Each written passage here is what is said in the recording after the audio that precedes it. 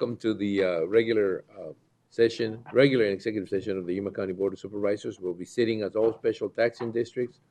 This is December 25th. It's 9 a.m. And I'm calling this meeting to order. We'll start with the Pledge of Allegiance. Supervisor Lyons, would you? Please join me in the pledge. I pledge allegiance to the flag of the United States of America and to the republic for which it stands, one nation, under God, indivisible, with liberty and justice for all. Thank you.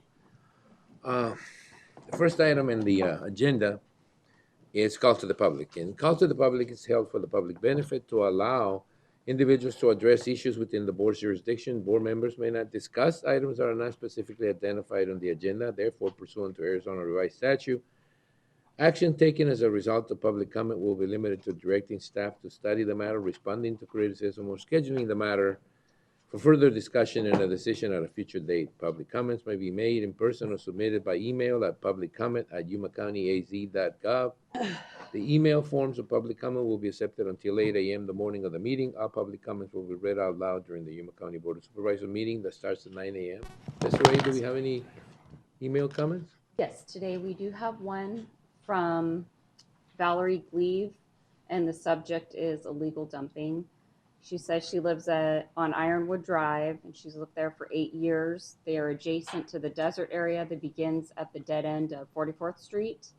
There's a wood barrier where 44th Street ends, and they walk 5 days a week on one of those roads. There is a road which is accessed by Far West Sewer, since the treatment plant is located there. Last year there were a few very small signs left in the entrance to the desert. They're prohibited dumping, but they blew away, and there are no signs at this time. They said they will hope you will consider putting up large signs about dumping that include fines for these people that are ruining the beautiful desert. Thank you. Obviously, it's not the first time we're not going to get into discussion on this, but as a comment and as a response, it is obviously not our first time we deal with dumping in the desert. We struggle with fees versus allowing. We make it so that it's easy for people to take their stuff to the regular collection points, but we keep having problems with people just dumping out there. I think that we're going to have to start working on a fine system that's high, so that essentially it becomes it becomes something that if you do, you will have consequences. And we want to thank her for bringing that up, and we'll look at it as soon as possible. Thank you very much. Anybody? Oh, I do have a call to the public speaker form. It is from Gail from the BNC Colonia. Why is it that every time I think I got it down to, just saying it, I can't say it? Well, it's kind of fun. We just keep reminding you every month. So you're up. You're next. You're from the BNC Colonia. Gail? Well, good morning, everyone. I'm Gail Castricone. I'm an advocate for the BNC Butterfly Project. I hope that all of you had a very blessed Thanksgiving. I am thankful for the freedom to stand here and say whatever I want. But I want you to know I choose my words carefully. You're supposed to laugh at that. Jeez. Wake up, you guys. Okay. Well, we're choosing our words carefully. Yes, choosing. Your handout that I gave you is the progress report for some, but not all, of our 2022 accomplishments in the BNC Colonia. We had 11 neighborhood meetings and countless steering committee meetings. I have had many sleepless nights being concerned about the violent crime being committed in our area. The good news is that we are starting to see our No Place Left to Hide program help reduce the chances for further fires, drugs, and gangs. We still have a long way to go, but we hope that with the help of the Border Patrol and the Sheriff's Department, more people will be apprehended. I was at our family home with my daughter, and the Border Patrol has gone twice now over our house and man trailer park and obviously searching for someone. And that's happened twice, and they spend about 35, 40 minutes there. So that means we know that they have concerns in that area. And so that's why the more we have things, the properties cleaned off, the less places that these people can hide, because that's where they go around. And one of them that we did report, turned in, properties, was our carpet layer guy, and we love him, and it's hard to do that, but he was very responsive. He cleared it off. He's going to start every 3 months, bulldozing it again, and he wants to come to our meetings. So that was just a very good report. As you can see on your handout, many good things have been done this year. We are holding the slumlords and absentee landlords accountable for the condition of their properties. Many new homeowners have taken pride in their properties. I will address our 2023 overall plan with you at our next Board of Supervisors meeting on December 19th. We are very excited to once again move forward with our vision for the Colonia. I have met a lot of staff this year, and I appreciate their hard work. I passed out 32 gift bags for Thanksgiving on Vaughn and May Avenue. For Christmas, we will be handing out gift bags at Band Trailer Park, and I'm thinking that Supervisor Pancrazzi has volunteered to go there with me. I will be happy to. Thank you, thank you. I have a quote from Martin Luther King Jr. When people get caught up with that which is right, and they are willing to sacrifice for it, there is no stopping point to victory. God bless you, and God bless America. Thank you, Gail. And, the only comment I guess I can make is that, the changes are visible when you drive down those areas down there, especially if you drive down through the middle of the subdivisions. It's taken time, but, gradually it takes one person normally. People don't think a person can make a difference, but I can tell you right now, one person can make a difference, a big difference, and you made a lot of difference there. And your efforts are noticeable. So thank you for your efforts. And Supervisor Pancrazzi, whose effort is always noticeable in those areas, in the areas that are her district in the county. I mean, if it wasn't because of people like you, things wouldn't change that much. So thank you very much. All right, so we're gonna go, anybody else on the call to the public that I might have missed? You don't need to, fill this up. This is nice for me to see that you're here and that you want to speak at the call to the public, but you can at any time just ask. We'll be taking some items up, and if you want to talk about any of them, just let me know. We'll move on then to presentations, proclamations, and appointments. And during this segment of the agenda, board members may discuss the presentations and proclamations and may announce appointments to the Yuma County Planning and Zoning Commission and the Yuma County Board of Adjustment. There will be no legal action taken. Those appointments can either be individual appointments by board members, and if it takes a board decision, it would be put in the agenda for a board decision. So anybody making any appointments? If not, we'll move on to the proclamations, and we'll begin with the proclamation of proclaiming December 1st, which we passed, as World AIDS Day. And we have Supervisor Pancrazzi doing the proclamation. Supervisor. Thank you. Proclaiming December 1st, 2022 as World AIDS Day. Whereas the global spread of HIV infection and AIDS necessitates a worldwide effort to increase communication, education, action, and overall prevention to stop the spread of HIV, AIDS, and whereas the World Health Organization observes December 1st of each year as World AIDS Day, a day to expand and strengthen the worldwide effort to stop the spread of HIV/AIDS, and whereas UNAIDS reports the global HIV and AIDS statistics as follows. 34.8 million people globally were living with HIV in 2021, and 40.1 million people have died from AIDS-related illnesses since the start of the epidemic. And whereas December 1st is World AIDS Day, a time to celebrate the many lives saved by HIV prevention and treatment programs, World AIDS Day remains as relevant today as it has always been. There is still a critical need for education, awareness, and response to end stigma and discrimination, to improve the quality of life of people living with AIDS. Now, therefore, the Yuma County Board of Supervisors hereby proclaims the day of December 1st, 2022, to be World AIDS Day in Yuma County, and urges the public to participate in activities and the observance of this day to increase awareness and understanding of the HIV/AIDS as a global challenge, and to continue to join efforts to prevent the further spread of HIV/AIDS.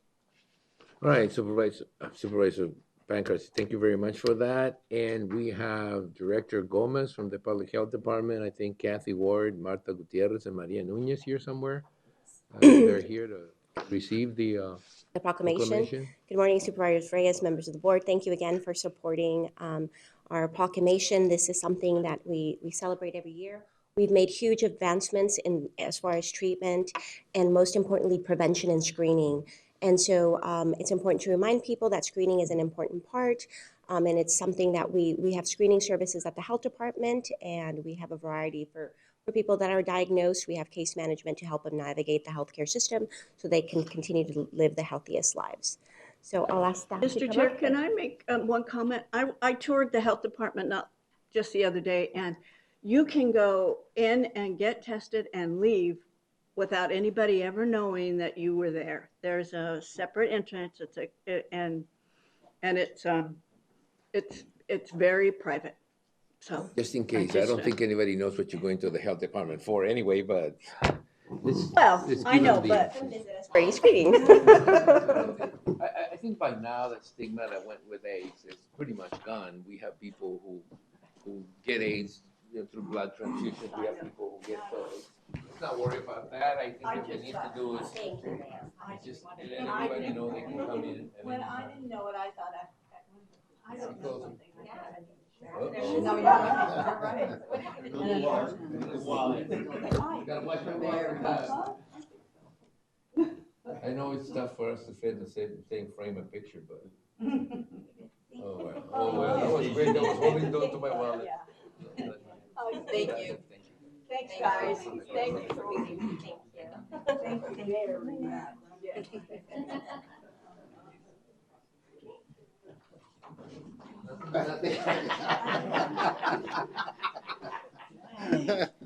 Hard this morning. No hard feelings, I hope.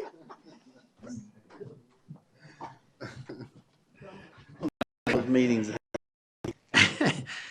Before we move on, I do wanna, I know that Gene isn't here because I don't see him from the Bicycle Coalition, but we did get this beautiful 2023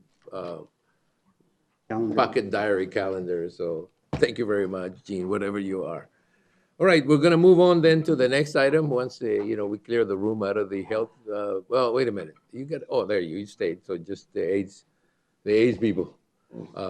We're gonna move on then to an update. We need we don't need, but we're gonna get one for an update by Nasser Mendez from the Forefronted ED, actually.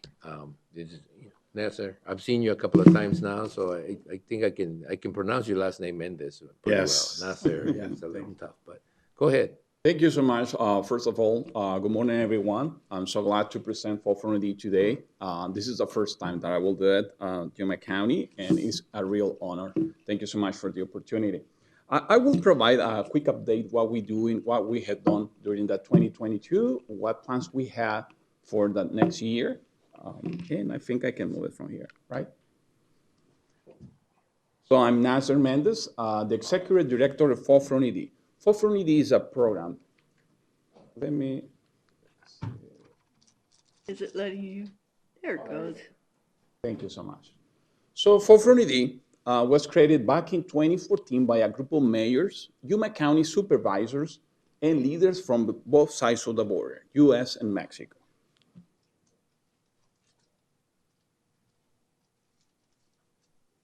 Our governing group includes the following authorities: Supervisor Porches, Mayor Douglas Nichols, Mayor Gerardo Anaya, Mayor Nieves Riedel, Mayor Scott Blitz, and also the county, cities, and town administrators, Ian, who's here, Jay Simonton, Ralph Velez, Lisandro Galaviz, and Richard Marsh from Weldon. So this group of people are the ones who guide us and provide leadership and input for this program. We also have staff members, Alejandro Figueroa, who represents Yuma County, Jeff Burr, City of Yuma, Arlene Galaviz, City of Yuma, Jenny Torres, City of San Luis, Marlene Lara, City of Somerton, and Richard Marsh, Town of Weldon. So as you can see, all entities within Yuma County are part of this team. We are focusing in 4 areas: economic development, infrastructure, tourism, and education. So basically, these are our 4 pillars. And what is the binational mega region that we always talking about? The binational mega region, the 440 binational mega region, includes Yuma County, the City of Yuma, the Town of Weldon, the City of Somerton, the City of San Luis, Arizona, and the Cocopa and Quechan tribes. From Sonora, San Luis Rio, Colorado, Baja California, Mexicali, and surrounding areas, and Imperial Valley, Calexico, and El Centro. So every time that I speak about the binational mega region, this is the area that I'll talk about. We are a powerful region. Let me tell you why. We are 1.65 million of people. That's similar than the population of the city of Phoenix. It's greater than the city of San Antonio in Texas. It's greater than the city of San Diego in California, greater than the city of Dallas, and it's half of the population of the state of Baja California in Mexico. You can see the breakdown numbers to the right-hand side and the sources for these numbers. So we are 1.65 million. About our economy strength, 95 billion of GDP. You can see the breakdown numbers to your right-hand side. And we are part of the 5th economy on the world, 4.2 trillion of dollars, of US dollars. This is similar than the economy of Germany, Italy, France, and UK. So you can see the break numbers to the right-hand side and the sources as well. And when I'm talking about the 5th economy of the world and what we are part of that, that is putting together the economy of the state of California, Arizona, and Mexico in a radius of 500 miles. We have an immediate access to a market of 53 million of people. So that is a huge opportunity for us to invest, to make business with Mexico and with the rest of the world. We have a privileged location. As you know better than me, Yuma County is considered the lettuce capital of the US. San Luis Rio, Colorado is the date fruit capital of Mexico, and Mexicali is the aerospace capital of Mexico as well. Imperial Valley is working really hard to be the clean energies capital in the US. And we are surrounded by other capitals, let's say the wine capital in Valle de Guadalupe, and Asparagus capital in Caborca, Sonora. And we are close to very important seaports, San Diego Seaport and Ensenada Seaports, and we have access to the Gulf of California. So our location is very privileged because all of those things, among others. This is just a brief summary. 440 is a team player. We collaborate with all those agencies and others, including private and public sectors in both sides of the border.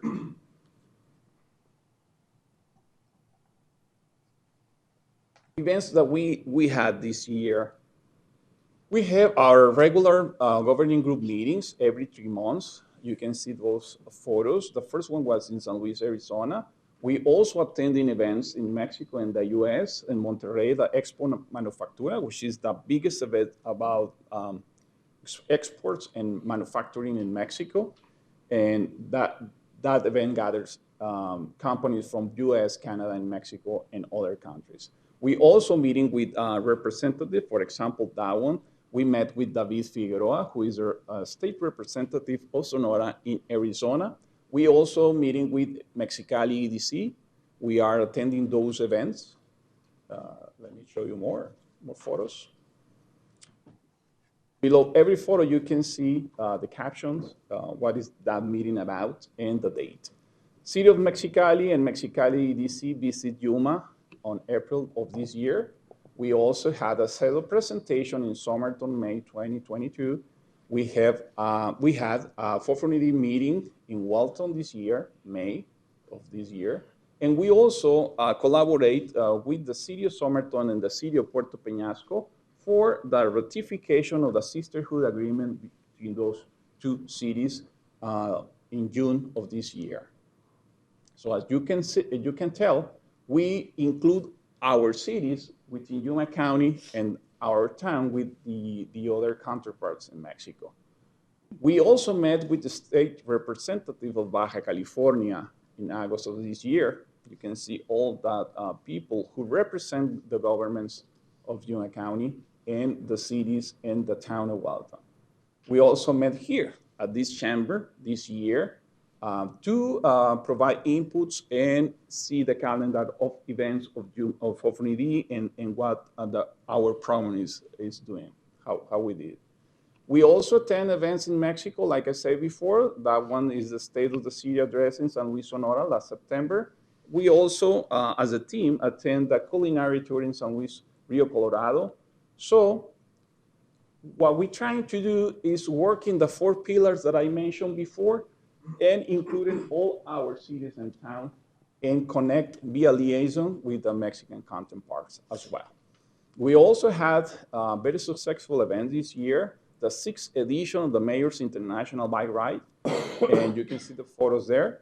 This particular event includes all the entities within Yuma County, but also San Luis Rio Colorado, and all the events are open to the public, free, and that one, the last one that you can see on the bottom part, is the first Mexico International Day Palm Festival, which was held in San Luis Rio Colorado last November.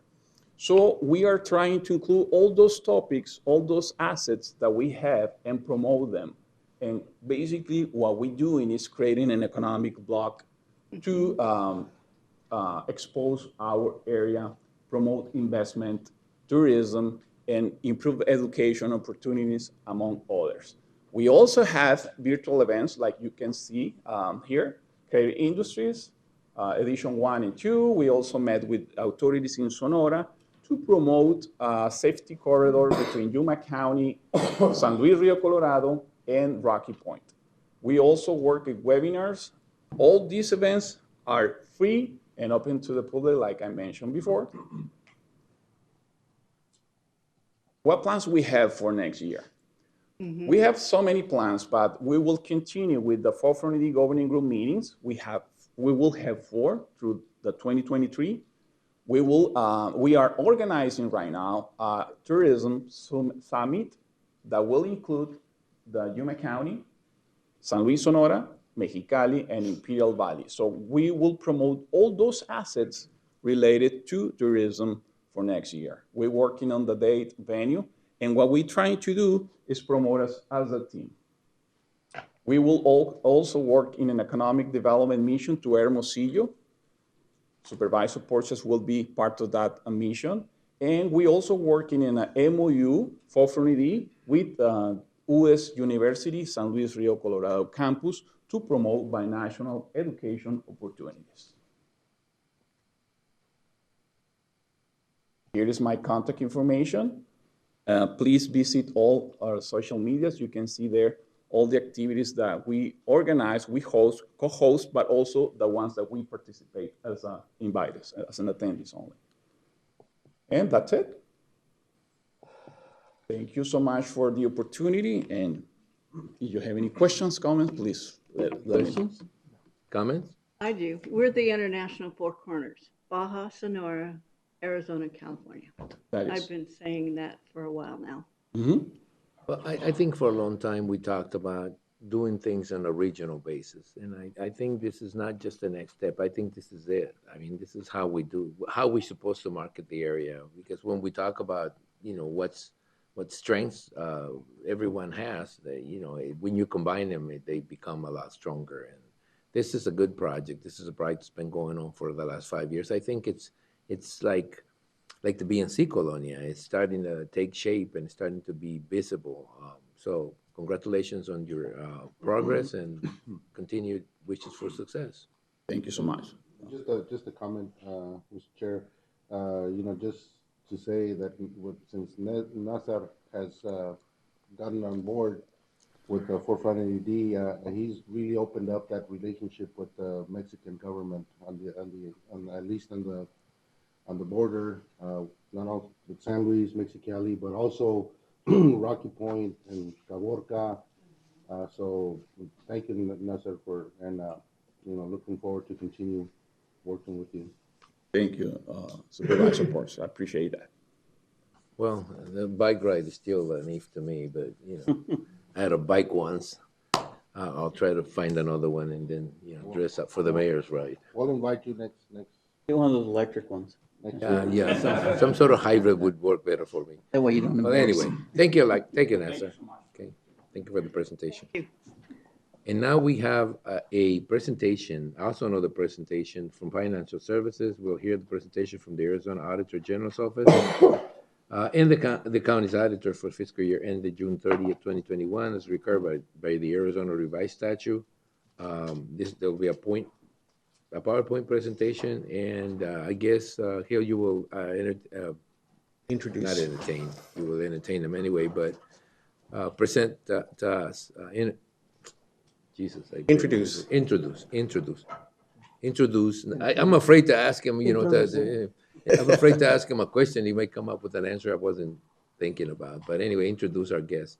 Gil? Chairman, members of the board, good morning. I'm Gil Villegas, Chief Financial Officer. I'm with the state auditors this morning. And just to give you a little context. Behind you, they're behind you. Don't talk too much. How this came about. In July 2021, a new bill was signed into law requiring the Board of Supervisors to hear a presentation from our auditors regarding the audit results and any possible findings.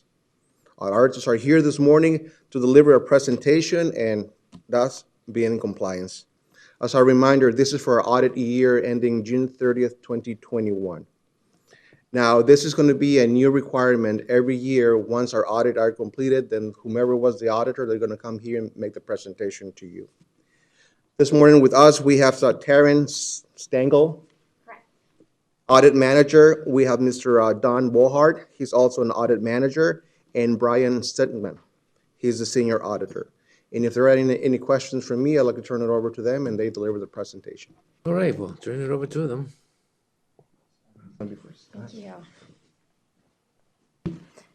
Good morning, Chairman Reyes and members. I am Taryn Stengel, a financial auditor for the Arizona Auditor General's Office, and I'm standing in for Auditor General Lindsay Perry today, who unfortunately could not be here.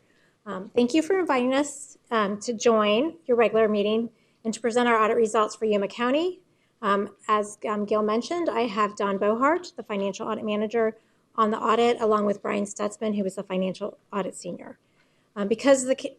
Before we discuss the county's audits, I think it's helpful to provide a little background on the Arizona Auditor General's Office. The Auditor General is a legislative agency made up of all nonpartisan staff. Although we are accountable to all 90 legislative members, we report directly to the Joint Legislative Audit Committee, which is a bipartisan group of 10 members, 5 appointed by the Senate President and 5 members appointed by the Speaker of the House. We are an independent source of impartial information concerning state and local governmental entities and programs. We provide specific recommendations to improve the operations and programs of the state and local governments, including Yuma County. We are well-versed and follow several standards, including governmental auditing standards. These standards were created by the United States Comptroller and outline several requirements for things like audit reports, professional qualifications for auditors, auditors' ethics, independence, objectivity, professional judgment, audit evidence, and audit organizations' quality control. All auditors of federal, state, and local governments use these same standards to perform audits and produce reports. I wanted to remind everyone, and as Gil mentioned, the recent statutory change and the purpose of our presence at today's meeting and future meetings. This became effective September 29th, 2021 through Laws 2021, Chapters 427, Section 2, that directs the county board require the auditors, our office, to present audit results and any findings to the board in a regular meeting within 90 days of the audit's completion. This is a great opportunity for us as your auditors to be in front of you and to provide information about our work and to answer any questions you have.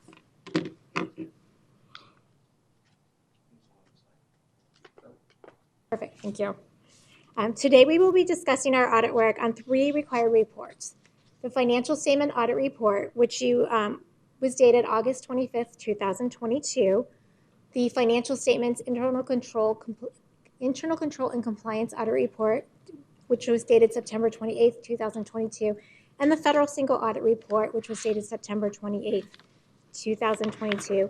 And you received links to these 2 reports in August 26th and on September 28th.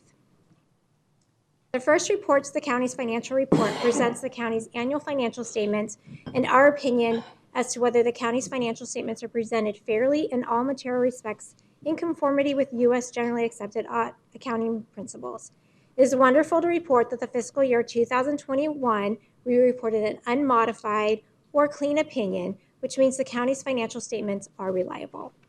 The second report, the report on internal control and noncompliance, which is also included within the single audit report, is where you will find the findings and recommendations resulting from the audit of the county's financial statements, along with the county's responses to these findings and recommendations. Although we found that the county's financial statements are reliable, we are required to report findings on items like deficiencies in internal control, fraud or abuse, and noncompliance with laws, regulations, contracts, and agreements that we identify as part of the financial statement audit.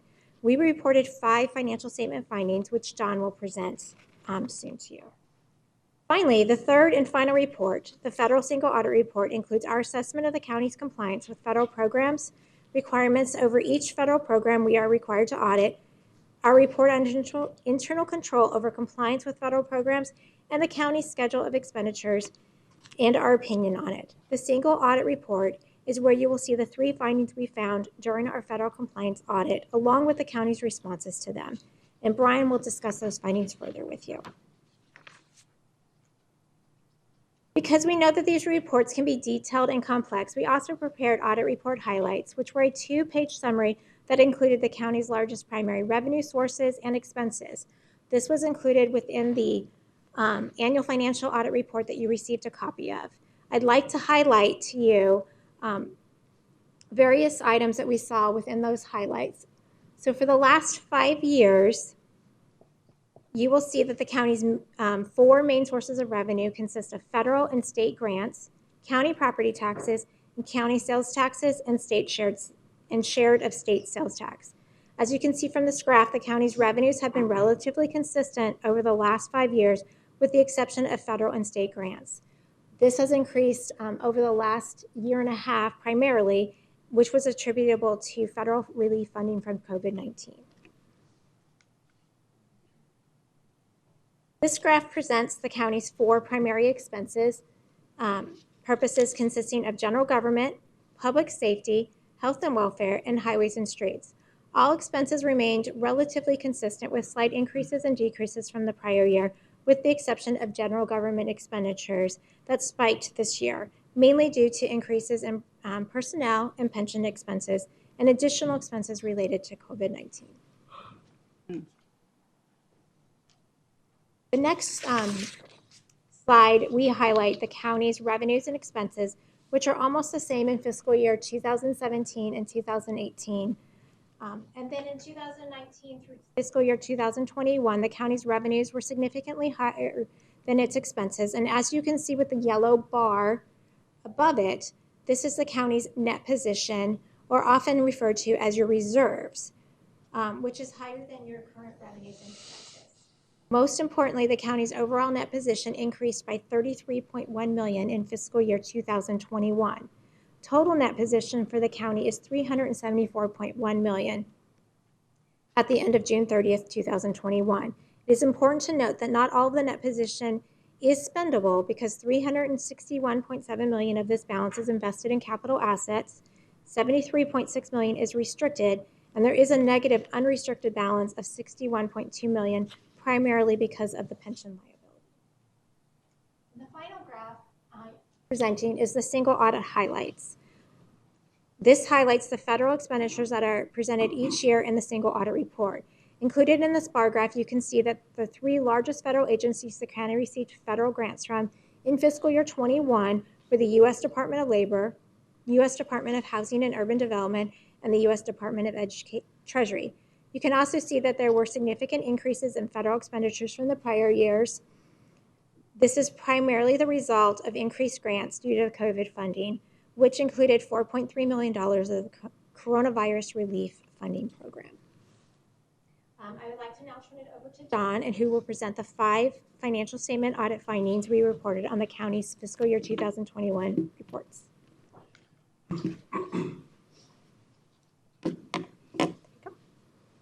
Well, thank you, Taryn. Thank you, Chairman Reyes and board for having us here today. I'd also like to thank county staff for all of their support and the great working relationship we've had with them over the years. As previously noted, the report on internal control and on compliance is where you will find our financial statement findings, along with the county's responses to them. For the county, we have reported 5 financial statement findings in this report. It's important to note that the county corrected one prior financial statement finding because the county improved its policies and procedures over the acquisition, disbursement, and inventory of gift cards within its juvenile court. The first financial statement finding identified deficiencies related to reviewing and approving payroll time cards. The payroll division allowed 10 department heads system access that gave them the ability to approve their own time cards, and one of those department heads approved her own time card for 6 pay periods. Additionally, for the fiscal year, the payroll division processed 1,094 employee time cards without the time cards being approved before or after payroll had been processed. Although we did not identify any improper transactions, we found that employees could intentionally or unintentionally misstate their own time cards and possibly get paid for more than what they earned and not reduce leave balances when leave was taken. These deficiencies occurred because the county did not restrict payroll system access to prevent county department heads from reviewing and approving their own time cards, and then had not established designated management to review and approve department heads' time cards. In addition, policies and procedures were not established to require supervisors to perform and document post-payroll time card approvals if supervisors were unable to approve time cards prior to payroll processing deadlines. Therefore, we recommended that the county do the following. Number 1, restrict payroll system access to ensure all employees' time cards, including those of department heads, are independently reviewed and approved by county designated management. Number 2, update policies and procedures requiring supervisors to perform and document post-payroll time card approvals if situations occur that result in supervisors being unable to conduct time card approvals prior to payroll processing deadlines. And number 3, require county administration to enforce supervisory approvals prior to payroll being processed, or, when necessary, perform and document post-payroll reviews to ensure those employees reported the correct amount of time worked and leave taken, and make any necessary adjustments. The county indicated that it has corrected and implemented these changes effective January of 2022. I just want to make it clear, the supervisors you're talking about is not us, the supervisors, the work supervisors, right? Correct. Okay, just wanted to make sure, because I know it's not in, like in capital letters, but Department supervisors, okay, we don't need to approve all the time cards, do we? All right, got it. All right. Yeah, for those watching at home. Yeah, for those watching at home, it's not us having to approve pay record. The second financial statement finding identified deficiencies in the county's financial statement preparation process, which delayed the issuance of the county's financial statements and expenditure limitation report past the required deadline of March 31st, 2022. Beginning this year, the county outsourced the preparation of its financial statements to a third party, resulting in longer times to prepare and revise draft financial statements.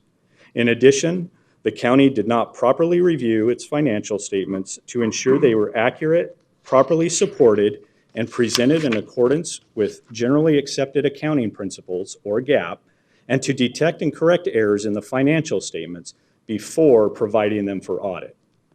As a result, the county's finance department provided key financial information, such as financial statements, associated note disclosures, and supporting schedules, to auditors up to 4 months past agreed upon deadlines. Additionally, the initial financial statements contained $18.3 million in errors we identified and recommended the county correct so that the county's financial statements would contain accurate information. Of this amount, the county's finance department corrected $16.3 million of the misstatements and misclassifications we recommended. Although the county corrected the majority of these errors we identified, there remains an increased risk that the county's financial statements could contain significant errors and misinform those who are relying on this information. Therefore, we recommended that the county do the following. Number one, provide key financial information to auditors by the agreed upon deadlines established at the beginning of the audit. Number two, develop written procedures for performing a detailed supervisory review of the draft financial statements, supporting schedules, and note disclosures prepared by the third party. And number three, require management to perform detailed supervisory reviews to ensure that the financial statements are accurate, properly supported, and presented in accordance with GAAP, and to detect and correct errors in the financial statements before providing them for audit. This review should be performed by an individual who is independent of the financial statement preparation process and knowledgeable of GAAP reporting requirements to review the financial statements and related note disclosures. The county anticipates correcting this error and implementing recommendations by December 31st.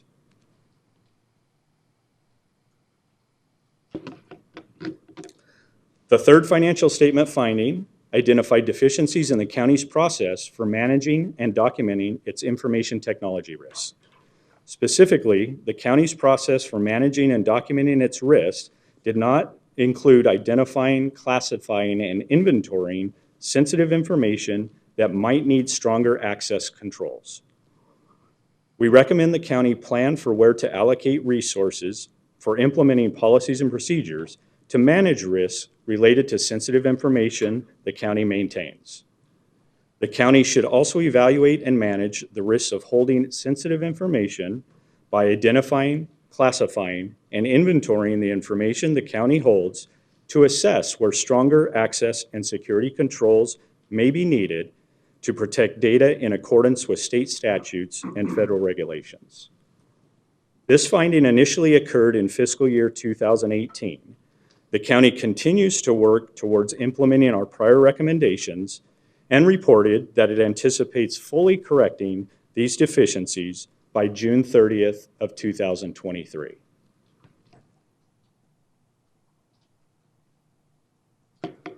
The fourth financial statement finding identified deficiencies in the county's controls over its IT systems and data. Our report identifies several recommendations to develop a comprehensive written IT policies and procedures over restricting access to its IT systems, managing system configuration and changes, and securing systems and data. This finding initially occurred in fiscal year 2018, and the county has made progress on implementing several recommendations since then. The county reported that it anticipates fully correcting these deficiencies by June 30th of 2023.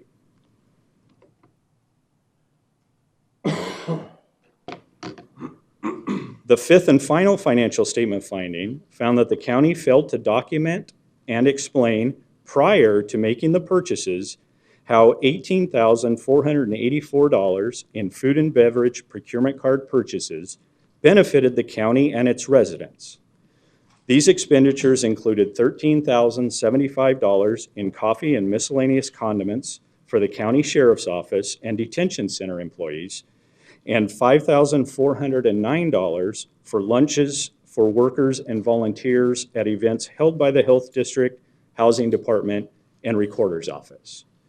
The county's policies in place during fiscal year 2021 did not explain what would constitute an acceptable use of public monies, including whether public monies can be used for food and beverage purchases. These policies also did not require county employees to provide documentation prior to the purchase that demonstrates or explains the purchase's public purpose and benefit. Can I make a comment? I'm sorry? Can I Sure. make a comment?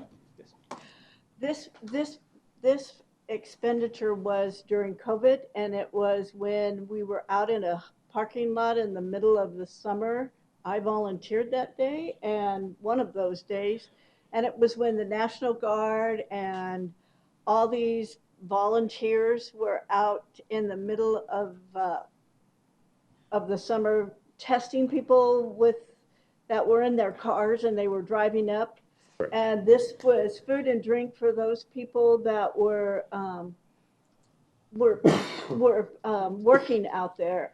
Many of them were our military folks, and many of them were our reservists, and that's what the food and beverage was for. And I have to tell you, I only spent half a day, and I was exhausted. And if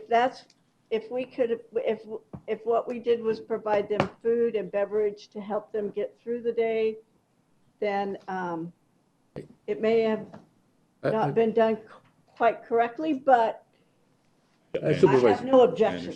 Supervisor, So- I think the purpose of these Anyway, findings is to I find just where wanted there's. to explain that to Well, some you don't people need out to there. explain that. I think that explanation comes from accounting, and I find the findings to be guidance. You know, there's something that you did, it doesn't say you did nothing wrong, it says you need to document what you do. Correct. You know, it's Correct. not that you misspent the money, it's that you need to document where you spend the money and justify how you spend public money.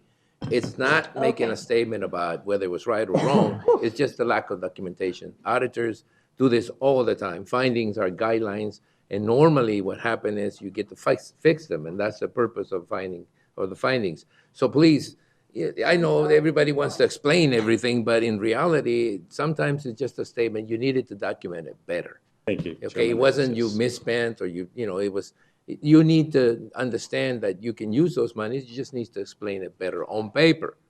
Not at the meeting at the Board of Supervisors, on Okay. paper. And Thank that you, is Tony. an auditor type thing, and it is an accounting type thing, and it's a financial department type thing. The IT is for IT to fix.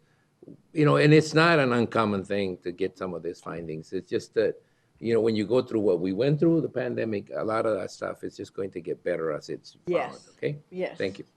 Well, you can finish it. Thank you. So therefore, we recommend that the county do the following. Number one, develop and implement written policies and procedures for its employees' use of procurement cards. That A, indicates whether procurement cards can be used to purchase food and beverages, and if so, under what circumstances these purchases would be an acceptable use of public monies, such that they would serve a public purpose and benefit the county and its residents. And B, require employees to prepare and maintain documentation, that is, in addition to purchase orders, invoices, detailed sales receipts, and other documentation supporting that purchase, that demonstrates or explains the public purpose and benefit of food and beverage purchases if such purchases are allowed. And number two, train all county employees, especially those who monitor procurement card purchases, for policy compliance on these policies and procedures and the Arizona Constitution's provisions for spending public monies.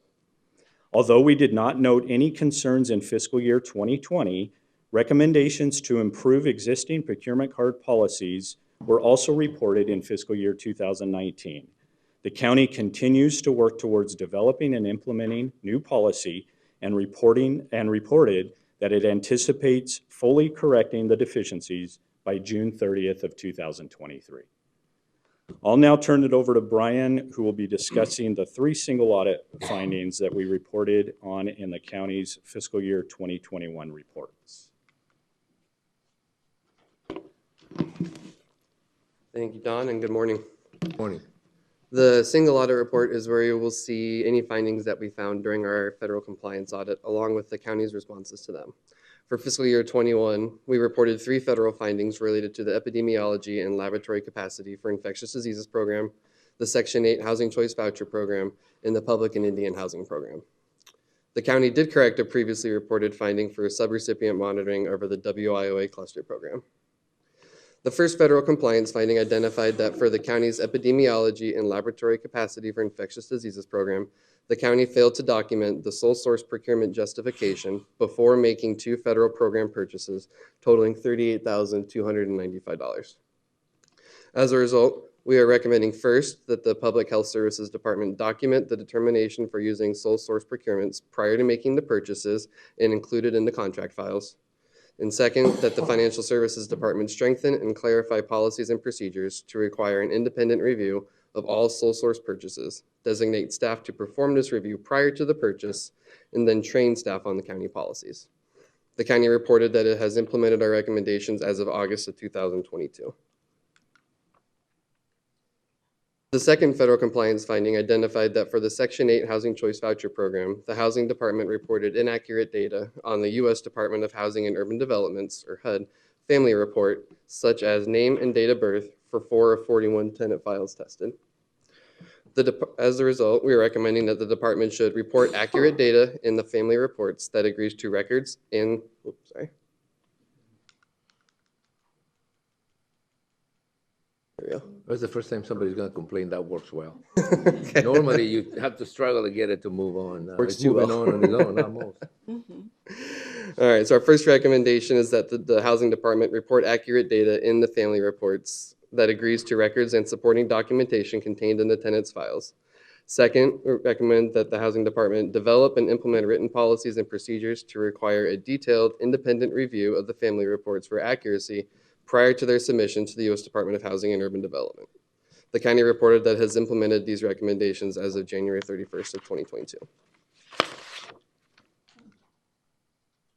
The third and final federal compliance finding identified that for the Public and Indian Housing and Section 8 Housing Choice Voucher programs, the county's housing department did not comply with its contract with the U.S. Department of Housing and Urban Development. Specifically, the department held almost $1.2 million in 2 non-interest-bearing accounts for the HUD programs when these federal funds were required to be maintained in interest-bearing accounts. Additionally, the department had not updated its depository agreement with its financial institution, to which HUD is a third party, to include 3 additional bank accounts that had over $1.3 million and that the department used for federal low-income housing assistance programs. As a result, we recommended that the county's housing department first deposit federal low-income housing assistance program monies into interest-bearing accounts. Second, that they include all bank accounts used for federal low-income housing assistance programs in the depository agreement with its financial institution to serve as a safeguard for federal monies on deposit. And third, improve existing policies and procedures to require the department's management to periodically review its HUD contract, bank accounts, and depository agreement. The county reported that it has implemented our recommendations as of November 30th. And this completes our presentation of the county's fiscal year 2021 audit reports, including the 8 reported findings. Are there any questions that we can answer for you concerning the county's audits? Yeah, I suppose there would be, but I'm not sure that, it's really, it is a financial report. And it's really, a lot of these issues that come up are issues. They're findings and they're issues. And most of the time, either department has IT or health department, or in this case, the housing department, need to either implement policies or change their policies. This the depository agreements are something that I'm familiar with because, you know, of handling some of those federal programs. And when it isn't because there's not enough insurance on one account, you have to open 2 or 3 of them, so they're all federally insured. It is because you don't deposit them, you're not getting credit, or you're getting credit and not crediting it to the account. It's a very complex field that you guys work on. Most people think of private sector audits, and these are not that kind. These are very, very specific, very, very policy-driven accounts that need to be sometimes kept in this way, sometimes kept a different way. What I'd like to say finally is that, you know, first of all, thank you for the deep review that you guys have done, and thank you for the findings and recommendations, because at the end of the day, we're all working towards the same thing, making a better financial report. It's incredibly, it's not, the word is not disturbing because it isn't, you know, it isn't. I understand the purpose of the audits, but to us, getting all these awards about how we report, how clearly we communicate with our residents and with our county, with our county residents, the constituency that we have, it's always been a source of pride for us. So having findings kind of brings you back to earth and realize that it's just a different set of eyes that are looking at the same things. The housing department has gotten awards from HUD, from, you know, so it's just sort of like a mixed bag of that you get in these particular cases. But again, thank you very much. The report always serves as a guide for getting better. It is a just get better type of process all the time, most of the time. And although they're not something to highlight and be proud of, there's something that makes us work towards a better system. So thank you very much. Any other comments? No? No? Thank you. Oh, you sure? Yeah, just one last comment for the benefit of the public and all of you. We have issued our dispositions, and they're available on our webpage under our single audit report. All right. And I made that report available to you guys. Okay. All right. Well, thank you very much, and thank you for being here this morning and giving us an update. Thank you. I know it was statutory driven, but still, thank you. Be careful going home. Yeah. With the sheriff's department and their food and beverage thing. Just kidding. Don't go to the health department. Coffee's a benefit because it keeps you awake when you're dealing with it. All right, well, you know, that was a pretty eye-opener, a big eye-opener. I mean, you know, whenever somebody looks at things like this, you know, it brings certainly another perspective. I think you guys got a lot of work to do with the administration to make sure that next year the findings are corrected and we don't get them again. That's the purpose of those findings anyway. So the next item is the presentation of the county line. Item number 4, presentation of the county line by U.S. We've got the details on what voter turnout looked like in Yuma County for this past general election. Utilities are being moved, and construction for the North Frontage Widening Project will soon begin. And adult probation is holding an event that allows you to give the gift of life. These stories and more, this is your County Line.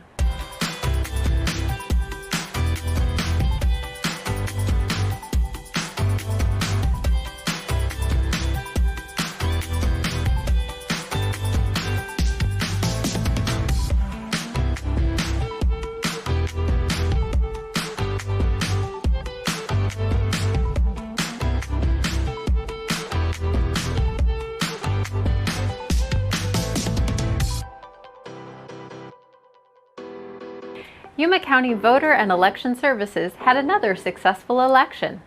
The Yuma County Board of Supervisors recently canvassed the results of the 2022 general election. On Election Day, there were 8 vote centers available, and voter turnout in Yuma County for the general election looked like this. 19.5%, or approximately 9,000 voters, showed up in person to vote, while 80.5% cast an early ballot. Signage, including voter parking directional signs, provided voters with simple directions at several voting locations. Signage improvements were made at the AWC Conference Center. In the primary, it was our first time using that location, and some voters had a difficult time finding the exact entrance to the voting location. So with the help of Yuma County Public Works and Arizona Western College, we improved signage for our voters so that they could more easily find the voting location in the general election. Line reduction measures were implemented to keep voter traffic light during the day. If you're looking for results from the 2022 general election, visit our website at yumacountyaz.gov. In September of 2021, our Department of Engineering completed the acquisition for construction for the right-of-way widening project on North Frontage Road. The widening project stretches from 10E to Fortuna Road on North Frontage Road. Items have been removed from the right-of-way, and APS utilities that were overhead will soon be underground. Other utilities, including CenturyLink, Spectrum, Far West, and Southwest Gas, have been moved away from the construction areas. So right now we've got a two-lane roadway that's old and worn out, and it doesn't have any turn bays. So our new road, we'll be putting in one new lane each direction with a turn bay down the median and also right turn lanes at most of the approaches. The addition of storm drains, curb and gutter, along with sidewalks, will be added to the north side of Frontage Road. The ultimate design of North Frontage Widening Project will begin to take shape around April of next year, when construction is set to begin. It's the season of giving, and our Adult Probation Office has stepped up to give to everyone in our county, and it comes with a great incentive for those who love pizza. Donating blood is the gift of life, and Yuma County Adult Probation has teamed up with United Blood Services to hold a blood drive on Thursday, December 8th. All you have to do is show up to 410 Maiden Lane in meeting rooms 2 and 3, and they'll do the rest. Your donation automatically qualifies you to receive a voucher for a free medium cheese pizza from Pizza Hut. If you have questions about the upcoming blood drive, contact Vicki Wiseman at 928-246-2442. Hi, I'm Mary, and this is your Health Watch.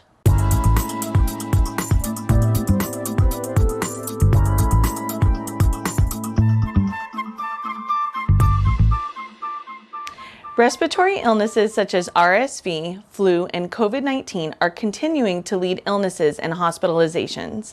The Yuma County Public Health Services District has some strategies to help you protect your loved ones during the holidays. Yuma County Public Health Services District encourages COVID testing before attending holiday gatherings, especially if you're visiting someone who is at risk for severe COVID-19 complications. Stay home if you are sick, cover your cough and wear a mask if necessary, practice good hand hygiene, stay up to date with COVID-19 bivalent vaccine, and get your flu shot. Yuma County Public Health Services District immunization clinic hours are Monday through Thursday, 8 o'clock a.m. to 11:30 a.m. and 1 o'clock p.m. to 4 o'clock p.m. Please contact your local Yuma County libraries for COVID-19 test kits. You may also call 928-317-4550 for any additional information. Or to find a vaccine near you, go to vaccines.gov. That's all for now. Stay healthy, Yuma. Before we go, many families will be traveling this holiday season, so we thought it would be a good time to remind you about traveling in the future and an extended deadline. Every Arizonan needs to know that beginning May 3rd, 2023, driver's licenses and ID cards without a gold star in the upper right corner will no longer be used as identification at airports. If you don't have the card by then, you will only be able to use a federal ID or passport to fly. Make a plan now to get the new travel ID and beat the rush. Thank you for joining us for this County Line. We'd like to know of any story ideas you may have. And if you're looking for stories we've covered in the past, log on to our website at yumacountyaz.gov/VOD. We'll see you on the next County Line. Thanks. Thank you for that. The way it looks in the agenda, that's probably going to be the fastest thing in the agenda. Let's move on. Let's move on to the next items. And the next item, I think, is consent items. Consent items will be considered as a group and acted upon by one motion with no separate discussion. Unless a board member so requests, in that event, the item will be removed from the consent calendar for separate discussion and action. There's items 1 through, I think, 9. 1 through 9, 1 through 10. 1 through 10, does anybody want to pull anything? No. I do. Number 7. I just want a little bit of an explanation on that. Number 4. Number 4, and number 7. Okay, so I'll entertain a motion to approve the consent items 1 through 10 with the exception of 4 and 7. There's a second. Second. Motion and second to approve consent items 1 through 10 with the exception of 4 and 7. All those in favor of the motion signify by stating aye. Aye. Anybody opposed?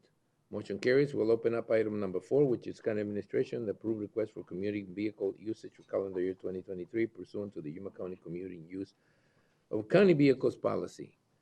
I don't know who's going to address this, but whomever is going to address it, Ian, this is something we do every year, just to confirm that people that are allowed to take their vehicles home. Yeah, Your question? I just had a, a couple of questions or more of a explanation. I see on facilities management and I read it and it says, or, on rotation basis for response to on-call hours and weekend emergencies. But on the health department, it's pretty much all 3 of them and the director that are taking on the housing department that take vehicles. Are they on call or do they? I know we have 3 housing units or different Yuma, Somerton, and San Luis. Does each one represent or go to one or how does that work? I'm not sure if each of the maintenance personnel are specifically committed to each, to one specific unit. This is the same list of personnel as last year. It's continuing the same take-home vehicles for those personnel. Just confirm with Housing Director Jesus Roldan that will be continuing if the board approves. I do believe that Mr. Savala is toward Yuma, and I believe Mr. Garcia with Somerton and Mr. Contreras for the San Luis. Not 100% certain. I could get clarification on that if you'd like. Right, so the summary of vehicles is basically here, and what your question had to do, well, the comment was facilities management has them, they take them out based on a rotation, whomever's on call. So the health department, no, the housing department. The housing department, I suppose that they're talking about maintenance people who are on call at different weeks, right? So they get to take the vehicle home to be on call for that weekend. That's exactly correct, for quick response for maintenance issues as needed. That's right. So it's rotating, not each one has a vehicle then? I would have to get you clarification. I don't know the answer to that. Well, the idea would be that not everyone takes their vehicle home all the time, that, they may have different vehicles, but only when they're on call will they be allowed to have a vehicle. That's clear it out a little bit further. We'll approve it, but you'll be contingent upon getting an explanation of that, okay? All right, so I'll enter a motion to approve item number 4 is presented with the caveat that we will get a report on the housing department's use of rotating use of a vehicle. So moved. Is there a second? Second. Then motion and second to approve item number 4 is presented. Any discussion on the item? Any further discussion? If not, all those in favor of the motion signify by stating aye. Aye. Anybody opposed? Motion carries. Item number 7 is from engineering. It's to authorize the chairman to sign an intergovernmental agreement with the state of Arizona Department and the state of Arizona and the Arizona Department of Transportation and the city of San Luis, transferring state appropriated funds back to ADOT for the Cesar Boulevard widening project located within the city of San Luis. Before you begin, it is, it was a surprise to me to find out that the $33 million that the legislator appropriated, it was going to go through the county to begin with. Because I thought, well, they have the Department of Transportation, they normally channel those funds through them, which inevitably makes the project go higher because they have to follow a certain set of guidelines. So we have to follow, but for some reason, it always seems to me like anything that the Department of Transportation touches is 30-40% higher than anything anyone else touches. But if I understand this item correctly, what happened was that there was a mistake in assuming that the county was going to handle these funds and then sort of channel them into the city of San Luis. It is not. The legislature is going to get them back and assign them to ADOT, and ADOT is the one that's going to sort of handle that project. And I want to emphasize this. I did not want to handle that project. We didn't want to handle the project. We got a lot of stuff in our plate, and handling that, that's going to be a pretty big project to handle at the end of the day. So I just wanted to make the comment just to clarify the position. Is there anything else you'd like to add to that? Chairman Reyes, members of the board, Frank Sanchez, county engineer, you're absolutely correct. The state is going to hold these funds, and they're going to administer the project for the city of San Luis. The funds were inadvertently sent to the county. All right, well, I like that anyway. So hopefully the project gets done, and hopefully it will be somebody else's problem to deal with. So I'll entertain a motion to go ahead and approve the item as good. Is there a Second. there's a motion and second to approve the item as presented. Good riddance, goodbye, and thank you very much. And all those in favor of the motion signify by stating aye. Aye. Anybody opposed? Motion carries, and we'll move on. Thank you. We'll go to discussion and action items. And the first one is the Health Department. We'd like to get a report from the Health Department and see if all of us that are coughing have a reason to be concerned. Good morning, Chairman Reyes, members of the board, Diana Gomez, Director of Public Health. Again, as you saw by the Health Watch, just a reminder that we're seeing the increase in cases. You know, we have that, what we discussed at the triple pandemic or tri-pandemic, where we have 3 different viruses circulating: the flu that we're used to, RSV, and COVID. So just to give you some awareness, that this week tracking our flu cases, we're up to 740 with an additional 113 cases waiting to be classified, meaning that we have 740 lab reported. So these are people that actually went to the doctor, got swabbed and tested, and they were confirmed, and we're waiting on an additional 113 to be added to that tally. That is compared to 2 cases around this time last year. RSV, our cases again are increasing really high numbers compared to last year. We have 161 cases with an additional 22 pending. That's compared to 19 cases at the same time last year. Our COVID cases, the rate of transmission is going up as well. We've moved into high for the first time in months. And that again is because we have the gatherings, people were traveling. So we expected that. We expect that to peak after gatherings. We have Thanksgiving, Christmas, some of those coming up. So just a reminder, there is no vaccine for RSV. But there is for COVID and there is for flu. So that's something to keep in mind. If you have questions, obviously, please reach out to your healthcare provider. Please reach out to the health department. We have those available. Again, free tests are available at the libraries again.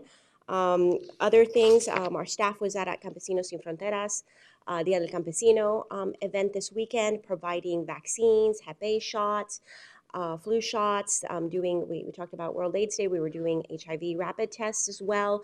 So again, that goes alongside our commitment of continuing to go out to the outlying areas and continue to have those clinics early in the mornings, on the weekends and evenings to ensure that people that want access to those vaccines or those services can have them, and that transportation or location is not a barrier.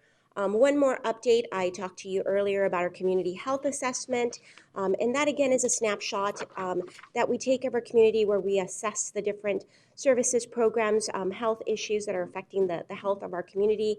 We started with our first introductory sessions with our stakeholders, introducing them to the process.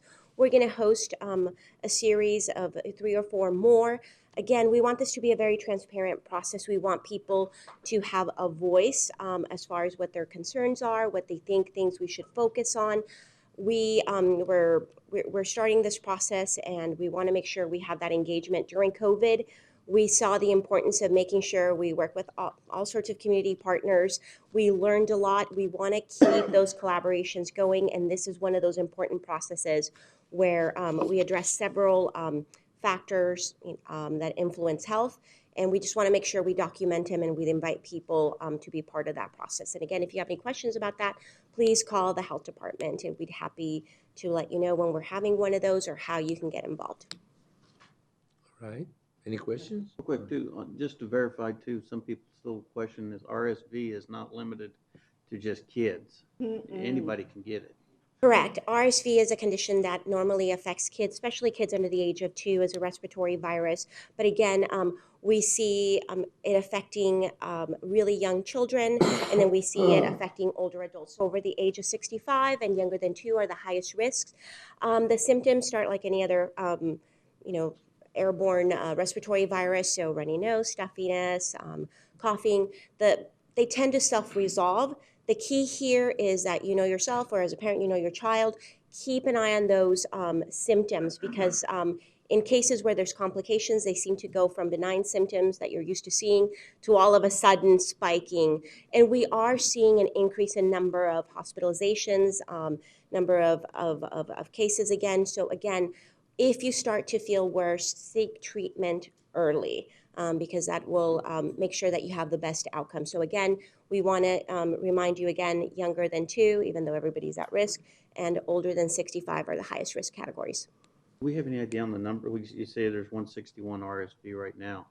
Mhm. What those numbers are as far as adult, children, and Oh, I can get that back next time I come in and do the report and break it down for curious to see you. who it's affecting the most. Yes, we're seeing cases, we're no different than anybody else in the state. Everybody's seeing those increases in cases. We're seeing particularly pediatric.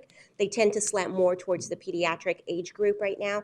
But again, that tends to vary. But I will have that broken down by age group next time I come. Thank you. Anything else?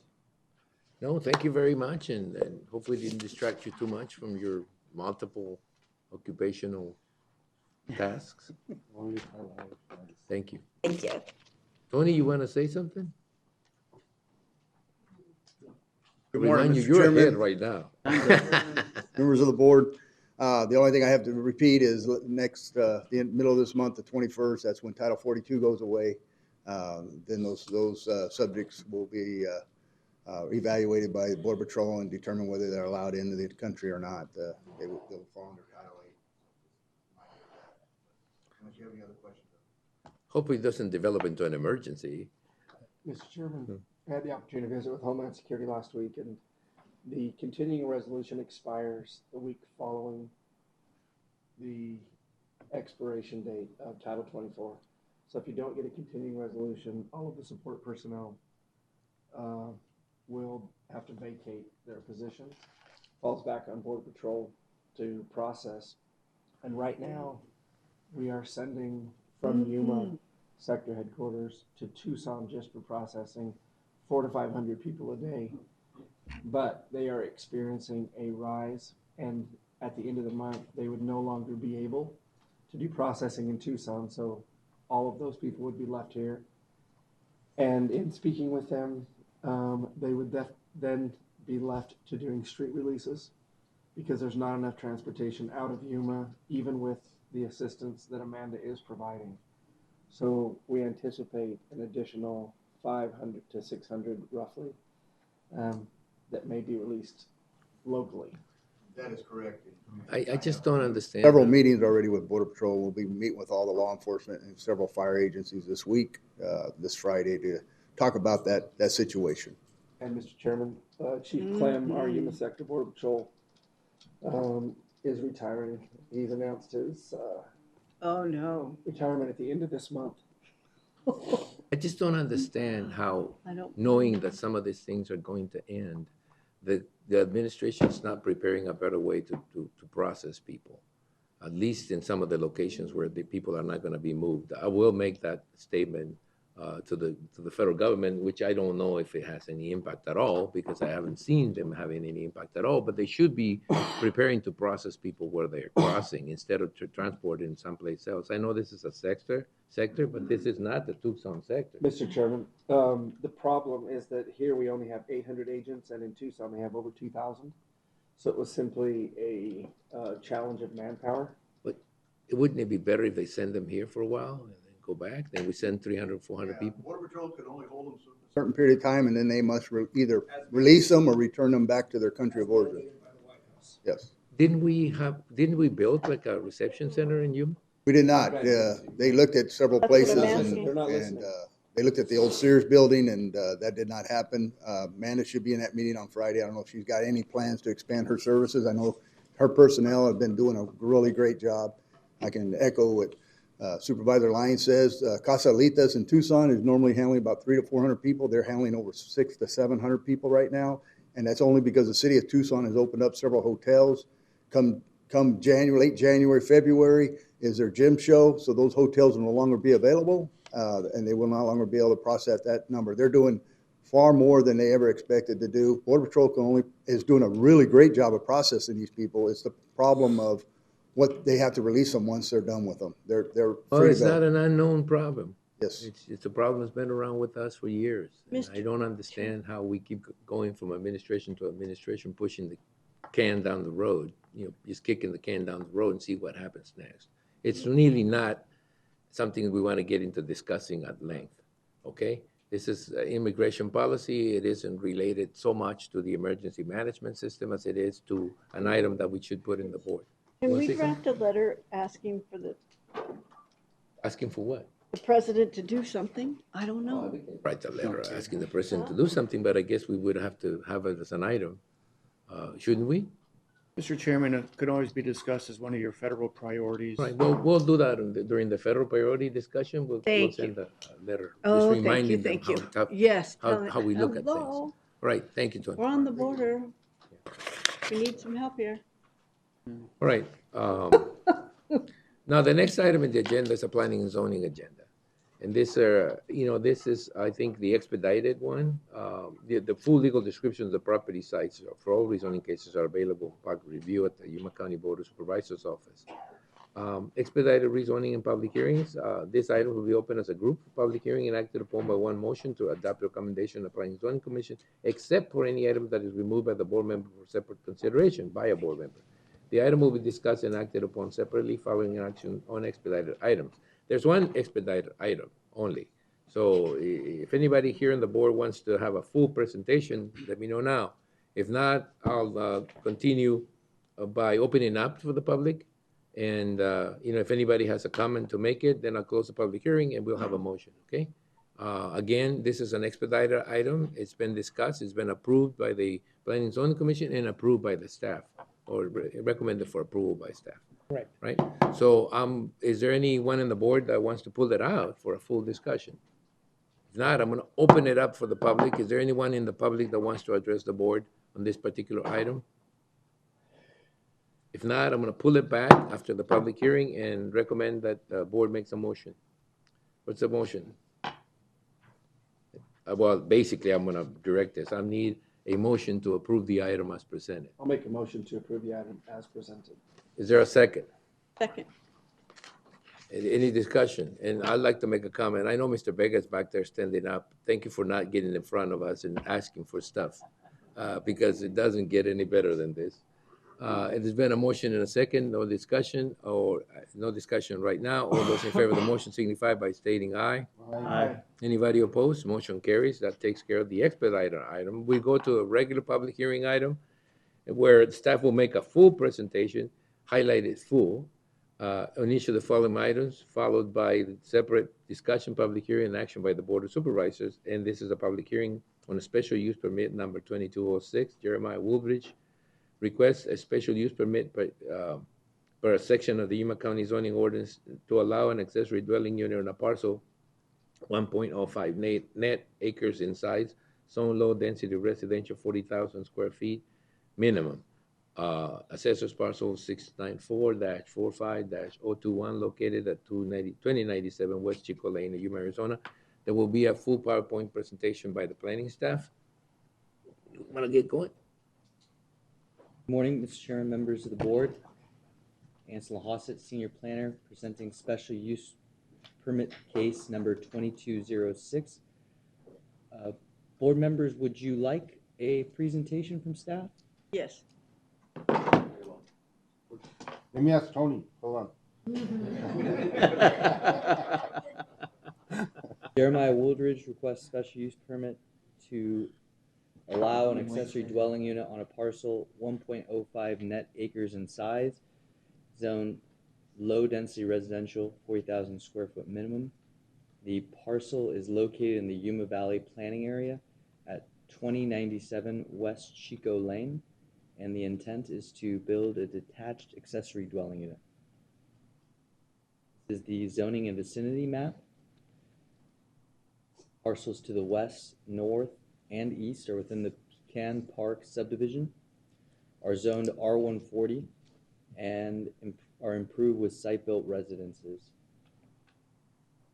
Parcels 7 and 11 to the north are within the City of Yuma jurisdiction and are zoned SR1, improved with site-built homes.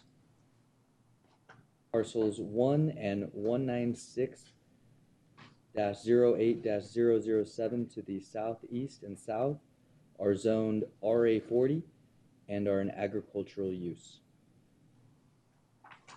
This is a site plan submitted by the applicant.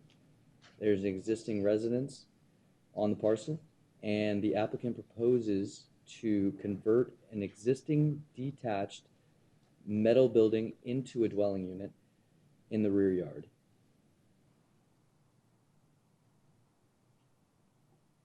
This is the floor plan of the proposed conversion.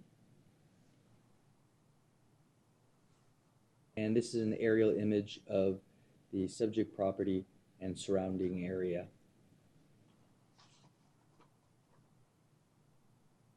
This is an image looking southwest towards the parcel. And an aerial image looking north towards the parcel. And you can see the existing metal storage building. At the Planning Commission meeting, there was one resident in opposition and one resident in favor from the zoning notification area. The level of opposition does not trigger a supermajority vote.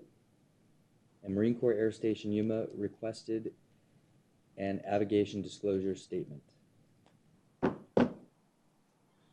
Planning and Zoning Commission recommends approval for special use permit case number 2206, subject to the following performance condition.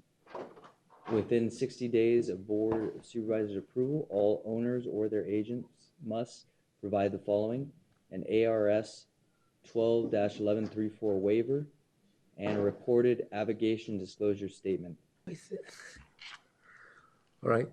The parcel in red was in opposition and the parcel in green was in favor. That completes staff's presentations. Are there any questions for staff, Mr. Chairman? Are there any questions from staff? Do you want to see the presentation again? No, I don't have any questions. I heard it. Plus, we have everything here, so. Any questions? And then we'll open up to the public and listen to what the public has to say. Is anyone in the public here that wants to address the board on this particular issue? Pat? Thank you, Mr. Chairman, members of the board. Pat Headington. I reside at 2087 West Chico Lane, the parcel identified in the green. I am here to support this request. Having been the caregiver for both my parents, I can appreciate Mr. Wooldridge taking on this task. Also, wanting to keep family close as well as maintain some separation for private life. So just to support his application. Any questions from me, sir?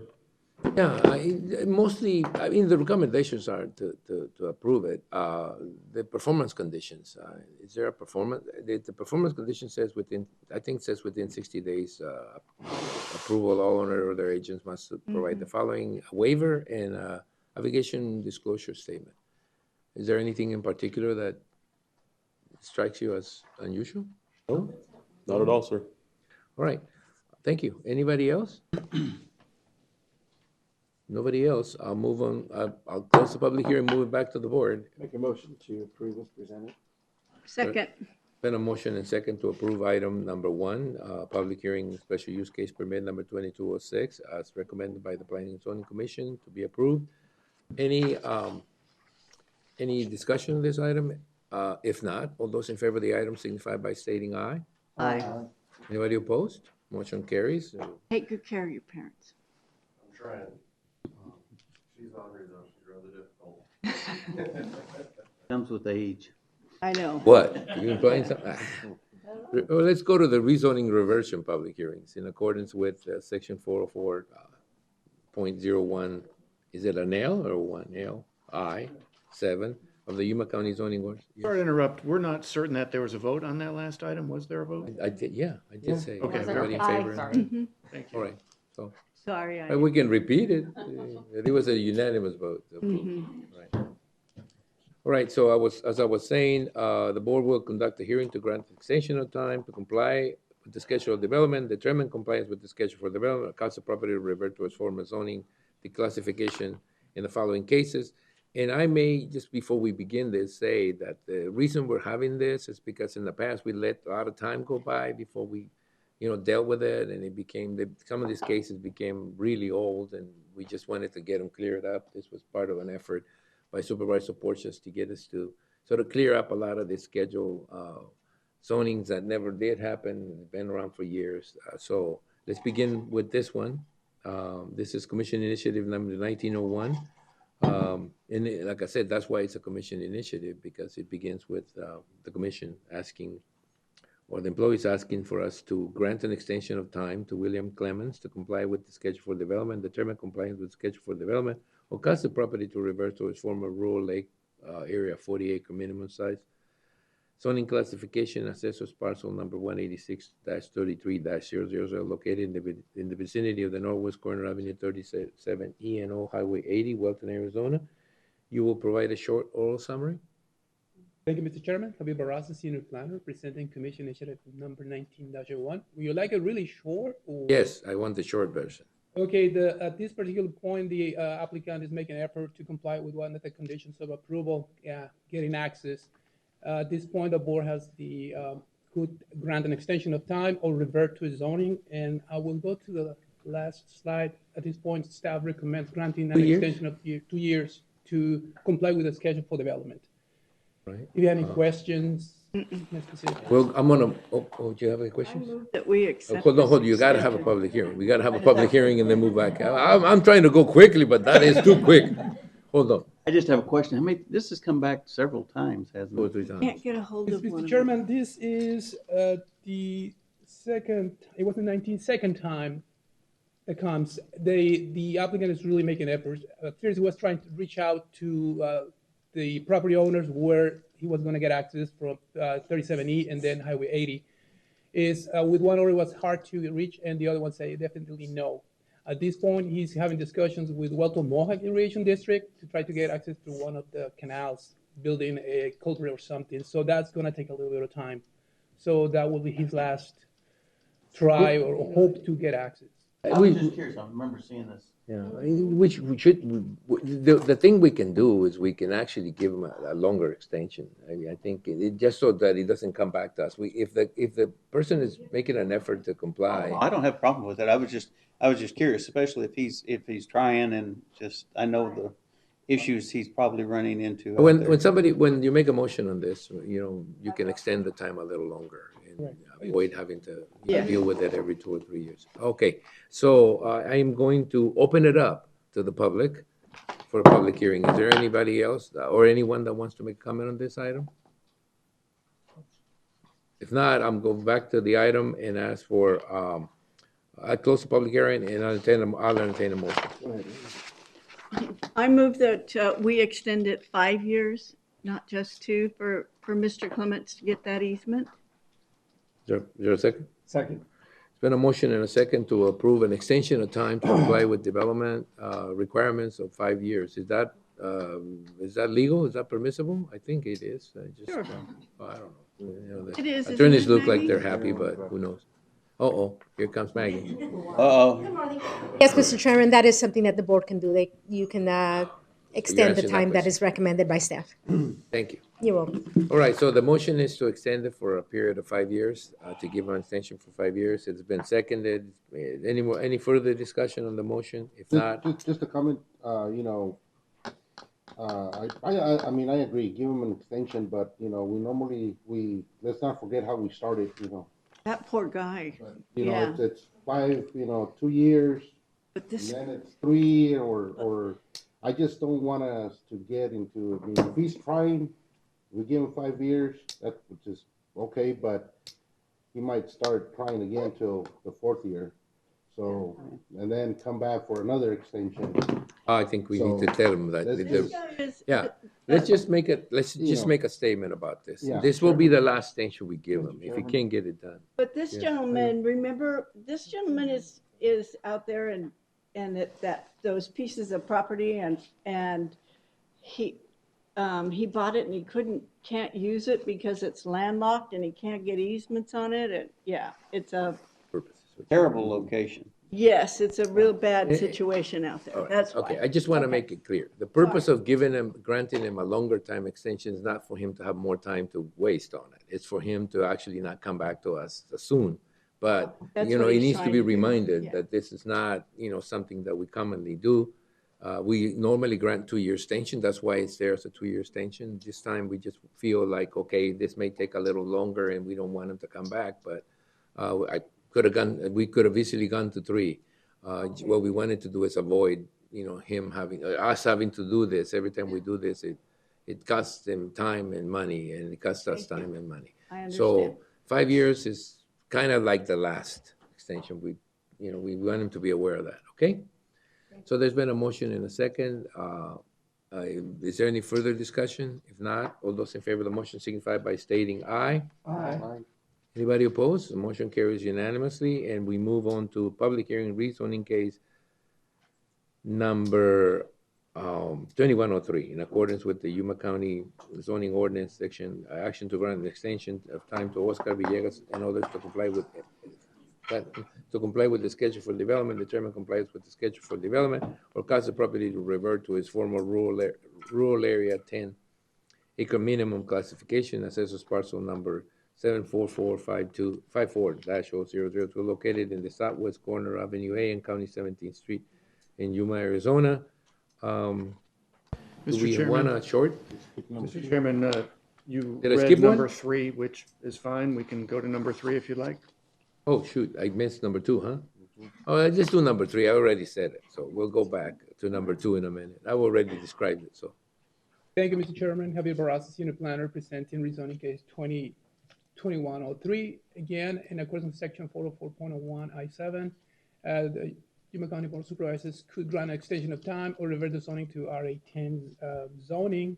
I will go to the last slide. Again, the applicant is dealing with USBR, United States Reclamation, for an irrigation easement, and it's taken a longer time to achieve that part of the scheduled development. At this point, staff recommends, and well, the applicant has requested also 1 year, and staff recommends granting an extension of time of 1 year to comply with the schedule for development.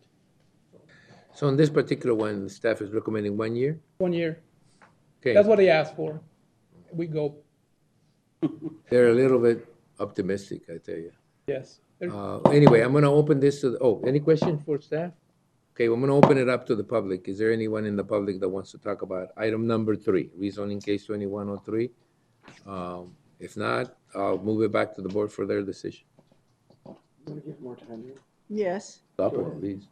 I move that we give the applicant 2 years extension. I know. I kind of knew what reaction I was going to get from Supervisor Porches, who smiles and says, well, I'm trying to move the process forward a little bit.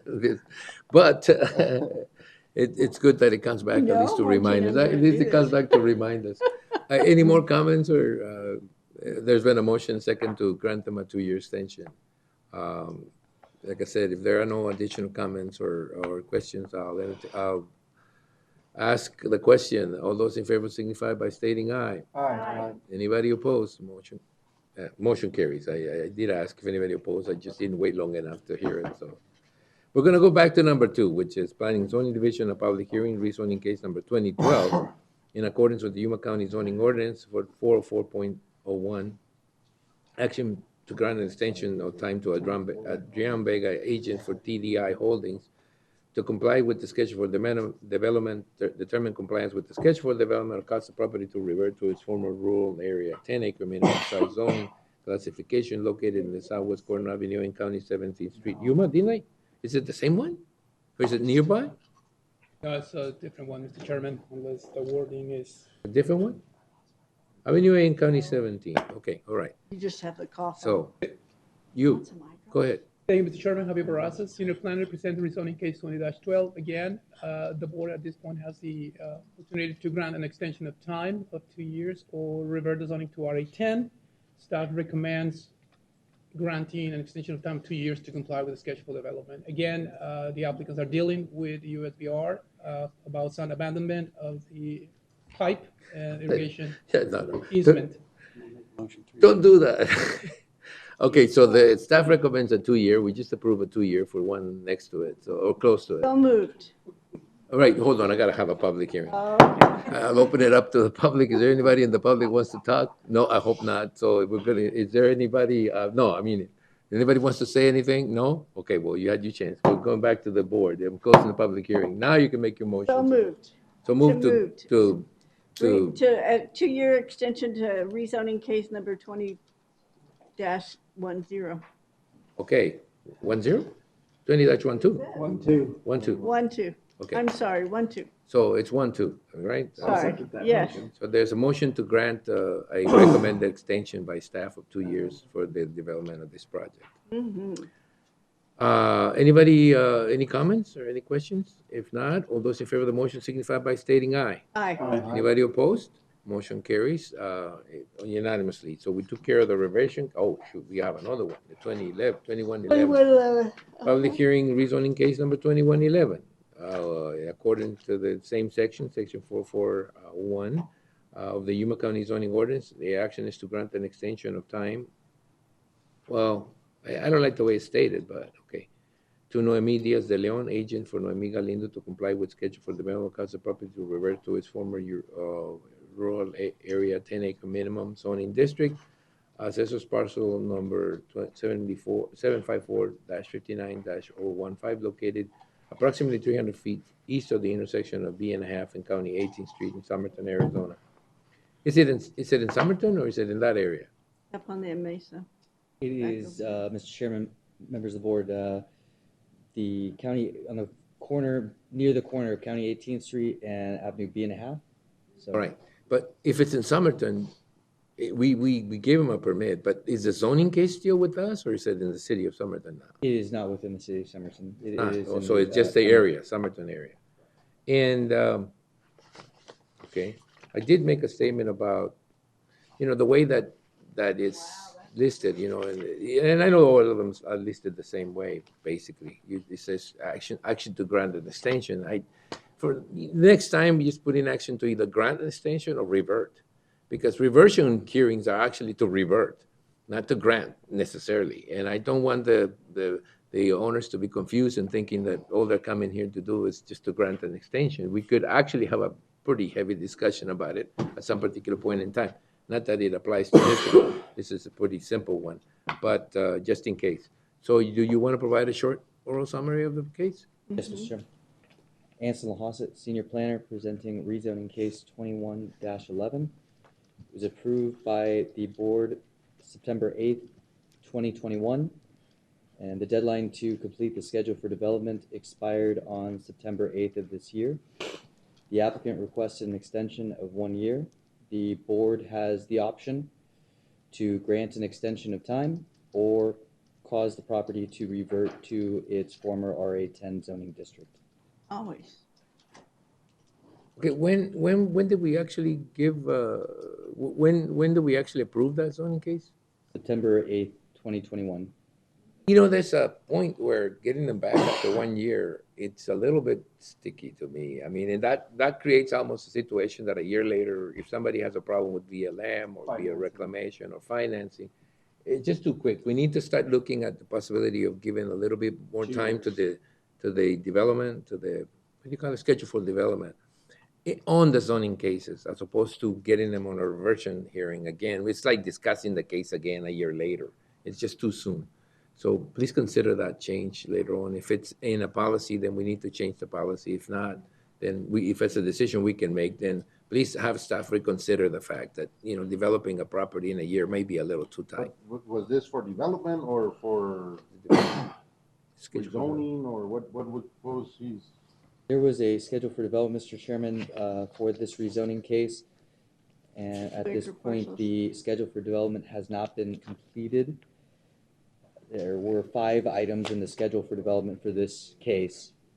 And if you would prefer, the staff recommended an extension of 1 year to comply with the schedule for development. If the chairman or the board would prefer a longer period, then that's right. If we started with 2 years, that's what I would prefer. That we start with the schedule for development with a little more time, so it doesn't come back to us a year later for an extension of another year.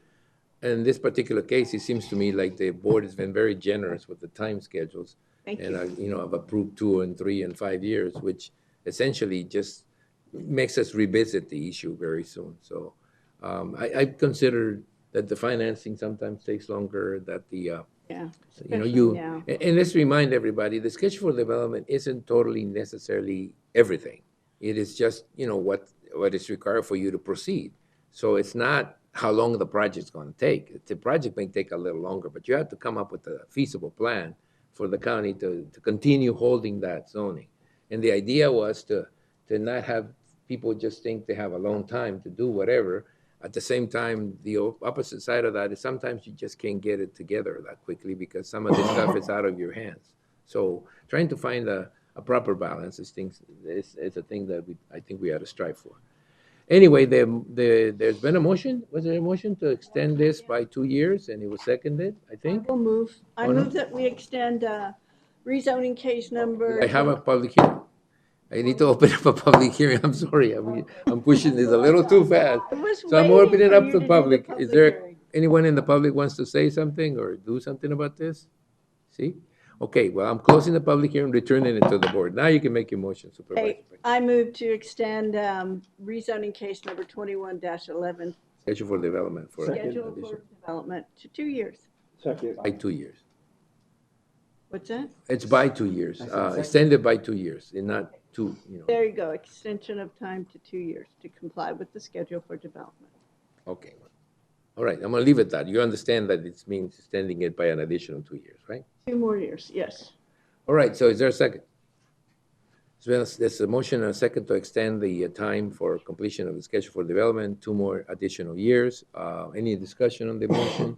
If not, all those in favor of the motion signify by stating aye. Aye. Anybody opposed? Motion carries, and we move on to discussion calendar, discussion regarding legislative issues. County administration discussion and possible action regarding state and federal legislative updates, which may include international issues, status of bills affecting Yuma County, timelines and composition of the legislatures and legislative strategies and priorities. This is your picture on the forefronted brochure.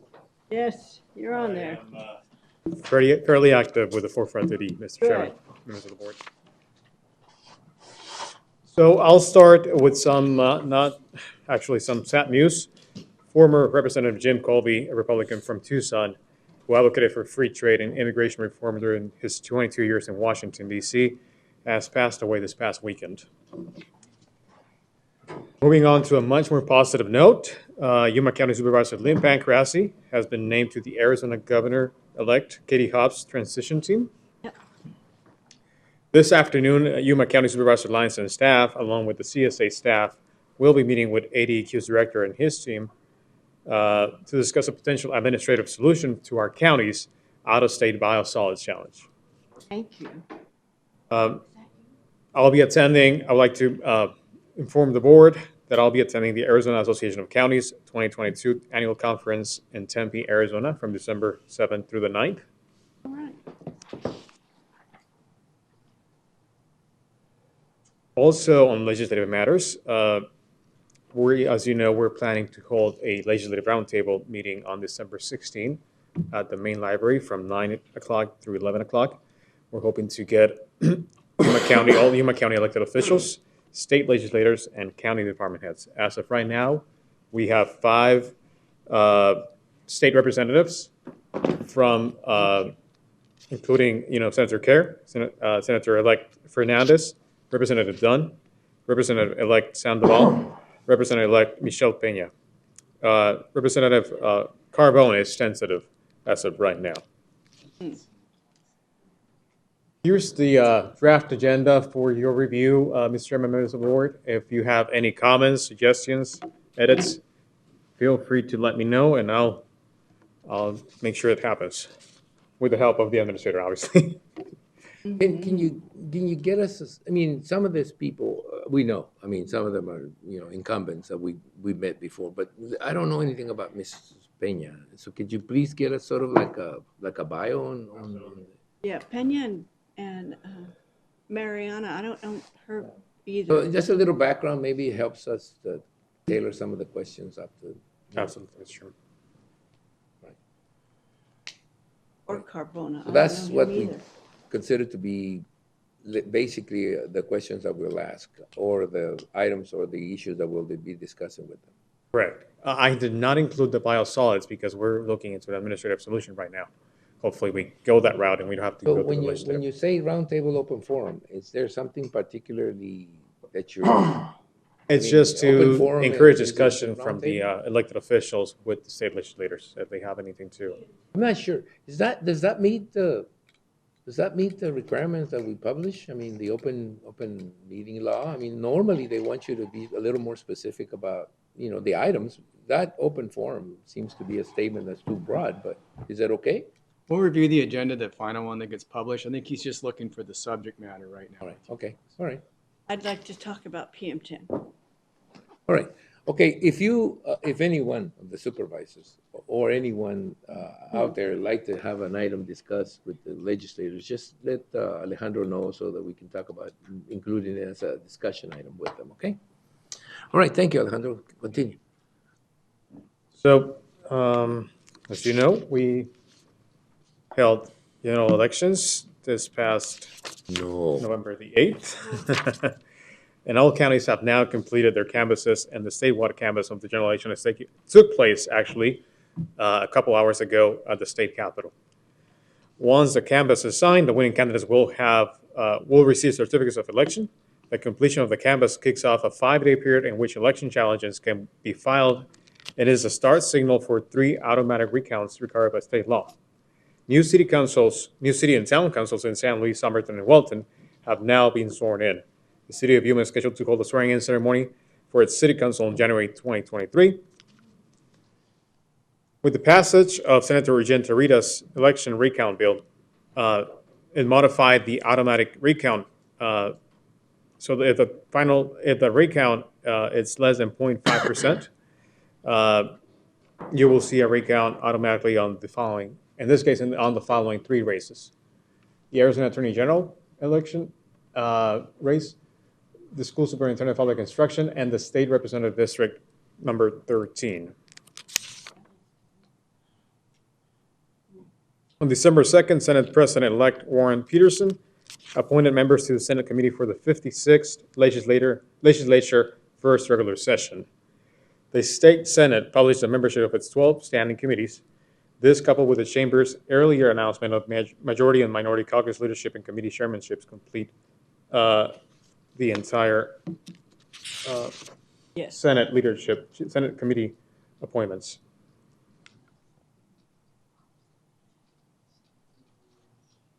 So here's a couple of committees where Yuma County will be represented by either Senator Kerr or Senator Fernandez. We have Senator Kerr on the Rules Committee. We have both of them on the Appropriations Committee. And we have as well both of them on the Natural Resources, Energy, and Water, which is key to our county. And we have Senator Kerr on the Education Committee. On the federal level, U.S. Senators Kristen Sinema and Mark Kelly sent a letter to Homeland Security Secretary Alejandro Mayorkas expressing deep concerns, quote-unquote, deep concerns about the looming end of Title 42. Yeah. Federal policy that has been used to expel migrants more than 2.4 million times, and that is expected to be lifted on December 21st. Before you leave that, right in the middle of that, we would like Supervisor Pancracio has sort of requested or sort of asked if it would be okay for us to send a letter asking the federal government to take a closer look at the impact this situation will have. And I don't have a problem with that. It's just the way that we need to write it that probably needs to be a little more reviewed by legal and just make sure we don't make a statement that we shouldn't in terms of requesting assistance because of the situation here. Mr. Chairman? Visibly getting worse. Yeah.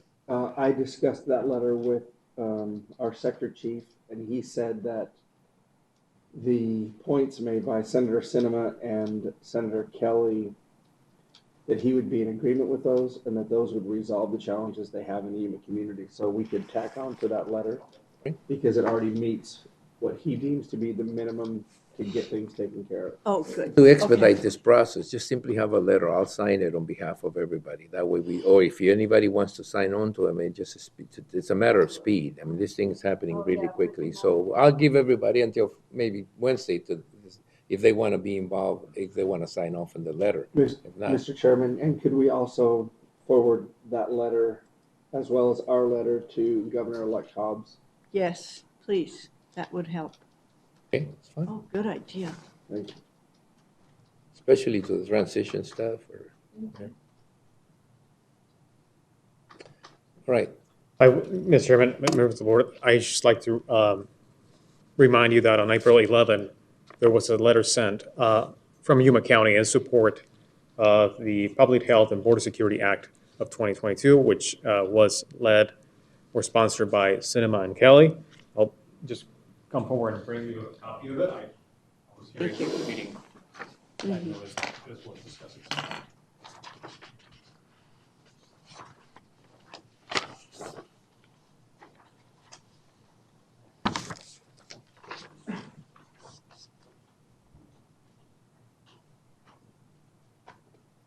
Okay. So Yuma County has expressed this concern in the past. We need to do it again.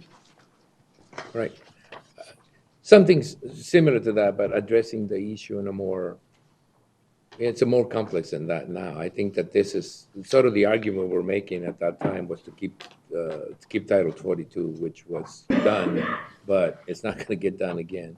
So, we need to address it as a border issue and as a problem with processing and as an issue that may now just filter on to, smaller communities who are even less able to handle, any of this kind of situations.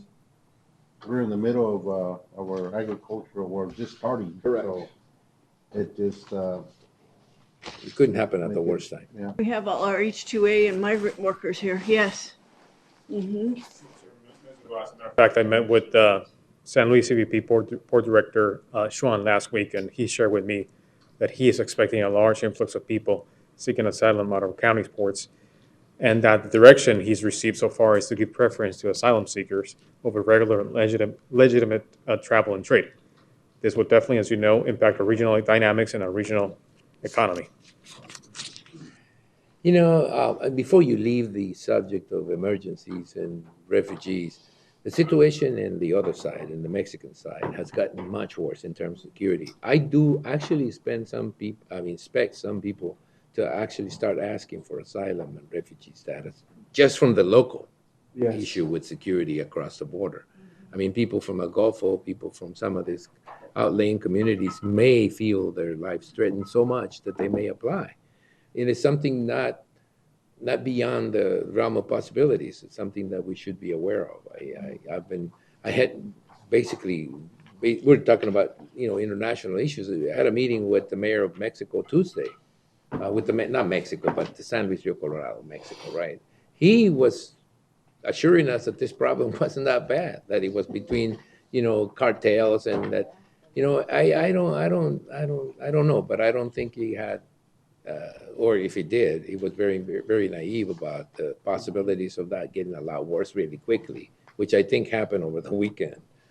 Things, got really bad quickly. Surprised of what you don't hear. Yeah, Yes. and I'm surprised that the Mexican side, that the San Luis Rio Colorado side, is not totally particularly committed to understand, well, at least understanding just how bad it could get, and that would add a lot to the load that we will be facing if that happens to start, having an impact on the border crossing, which it could. And I don't know if mentioning that does anything other than rile them up a little bit.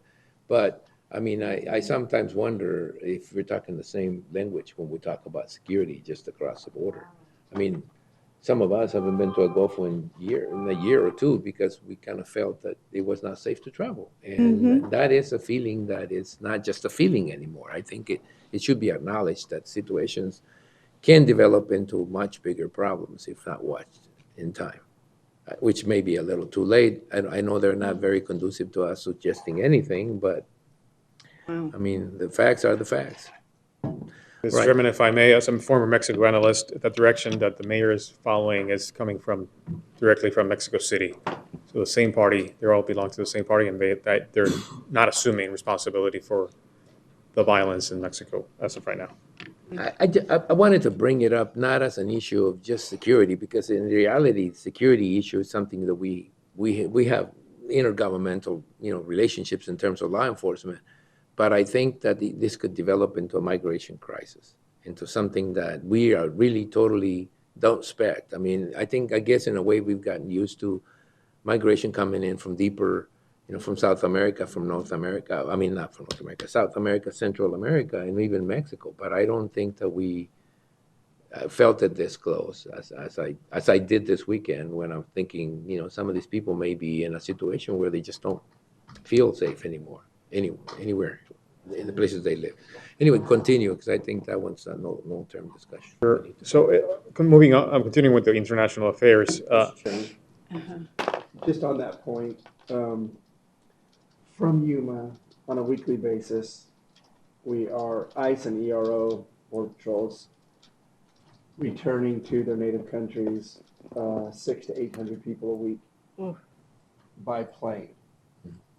And then speaking with District 1, they and other districts, over the past couple of weeks, they have noted an increase in English as a second language, people enrolling, and as of late, there were Ukrainians and a couple Russians from that perspective. So we need to look at this holistically from the county's perspective, because we may be faced with additional influx into our community.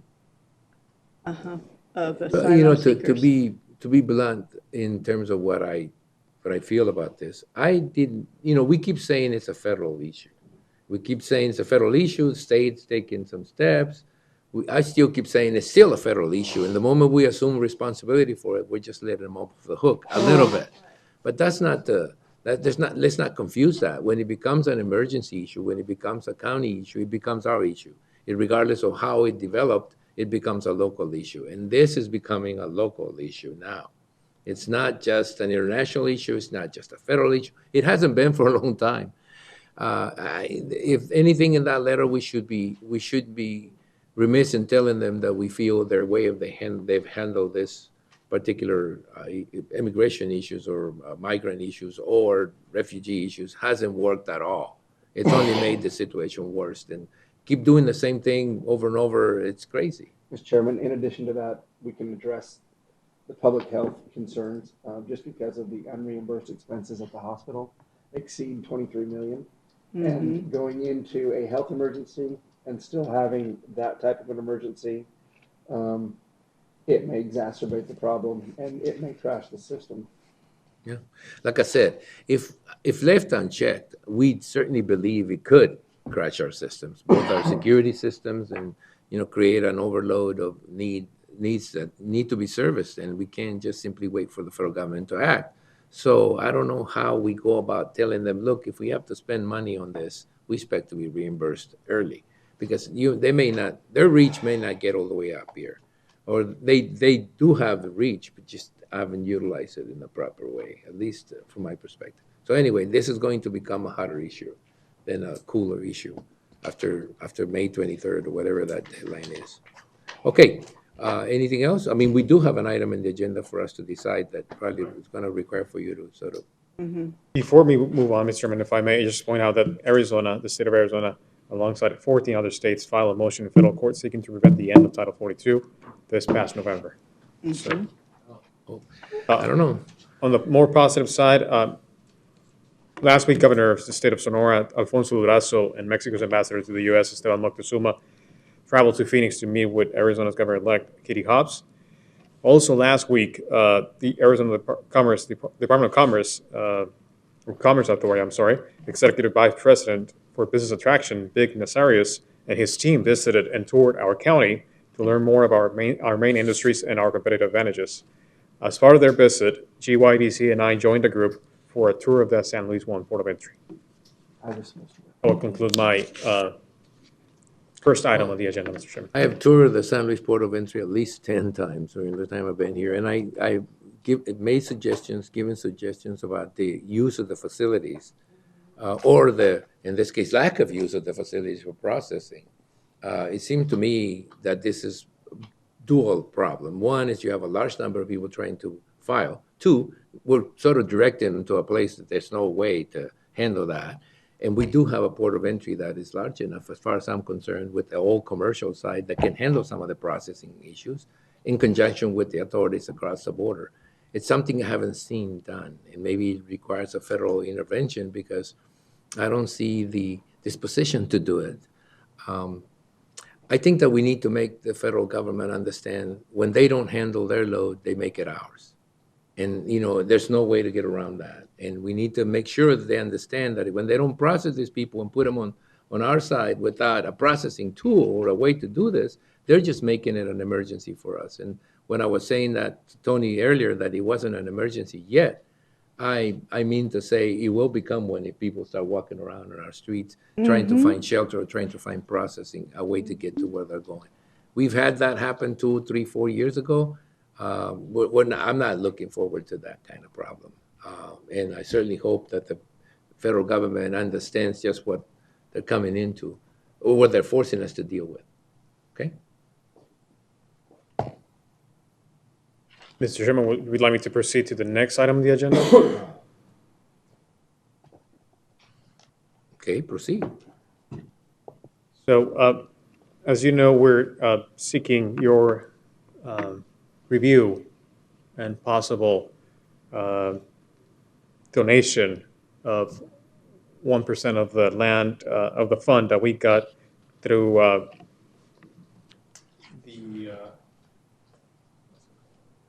Western Interstate Region, right. National Center for Public Fund right now. The Local Assistance and Tribal Consistency Fund, I'm sorry. So 1% of what we got, which is $1.2 million to fund this center that will do research in Washington City to advance our needs as a county that has more than 80% state and federal land. I could go through the whole thing. We discussed this last time. Right. We said we were willing to. I think this is the item that actually makes it official. Right. You guys want to discuss this anymore? Or do you just want to go ahead and make a motion, proceed? If you're ready to basically officialize our contribution to this particular fund, then I'll entertain a motion to approve the item as presented. Mr. Chairman, I'll make a motion that we approve the item as presented. There's been motion and second. Everything is happening to my right here. I think, I don't know if that's because it's all here or because they just want to move it. But there's been a motion and a second here from this group. We're just Any more dressing discussion over on the item? Not this kind of discussion? All those in favor? Oh, Just for clarification purposes, Mr. Chairman, I'm sorry, there's an option to do a one donation or split it into two. what did you do? What did we do? What is it here? Yeah. 60,000 this fiscal year. Do it. Do it. Mr. Chairman, I'll make a motion that we take care of it in a one-time payment and be done with it.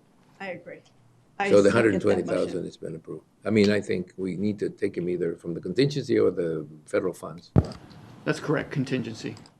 I hate that, but okay. All You right. mentioned it.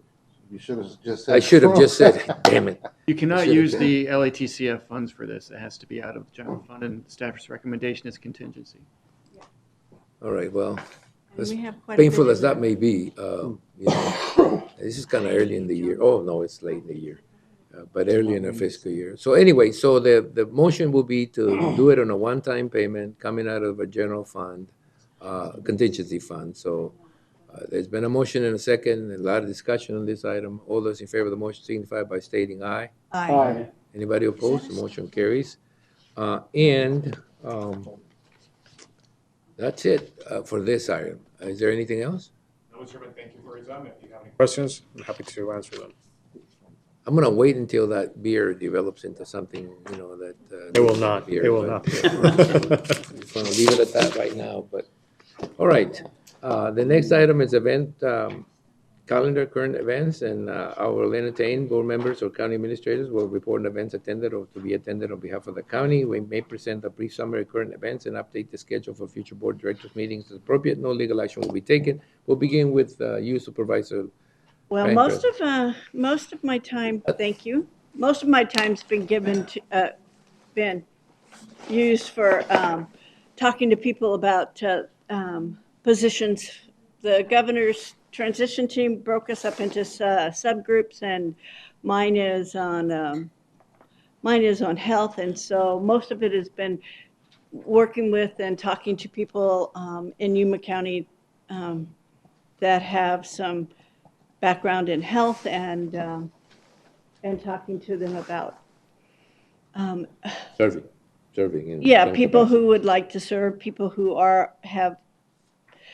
would be, good candidates, because the governor-elect is asking that everybody put in a resume to be a director, whether you're currently serving or not. If you want to be reconsidered for that position, then you're doing it again. So you're putting your name out there again. So, Cut the fan. okay. No, Yeah, not cut I'm the. freezing. Can you yeah, tell? Cut the fan. I mean, I it's, put the my fan's jacket on, on. I can hear it, and it's just making it colder. And so anyway, and then I went and Next time, I am. I toured the health department and met with Diana Gomez with and a few others on that. But I also toured the health department while I was down there. I attended the meeting with Arizona at Work for the 4 providers, the provider meetings and where they were at meeting their goals. And I met with Ian, and that's pretty much all I had time for with the transition team. So, Supervisor Lyons? Had a couple of meetings with Border Patrol, the Water Infrastructure and Finance Authority. We hope to name a director this week so that we can move forward on several applications for mitigating some of the water challenges. And had several other meetings, 2 with constituents. Passed one off to Supervisor Simmons Porches? Simmons. Oh. Regarding the concern of a road out in Welton Dome. And that's about it. Supervisor Simmons? Had a 197 steering committee meeting. Again, meeting with numerous different people in the foothills in the Welton area. I did turn it on. City of Yuma Tree Lighting attended it, as well as the Caballeros Tree Lighting out at the Civic Center. Shut it off. Go ahead. Hour lighting. It was done intentionally so we could get Supervisor Pankratz to leave. It's too cold. Supervisor Porches? Not much. I did have a couple of meetings, I think worth noting, mostly with the new city council in San Luis and the Mexican authorities that decided to, or not decided, but schedule a meeting with the current administration in San Luis. In terms of the current administration, I think it's going to be a little tough getting used to having someone that wants to be there 100% of the time.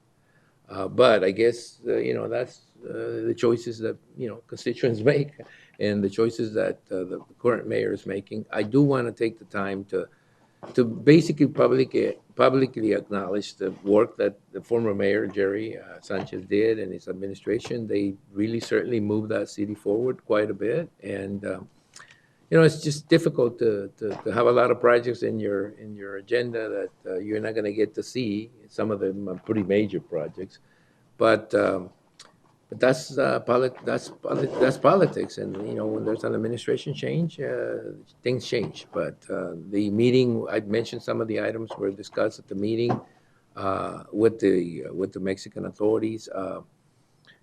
I think that what unites us is something that divides us at times, the border crossing.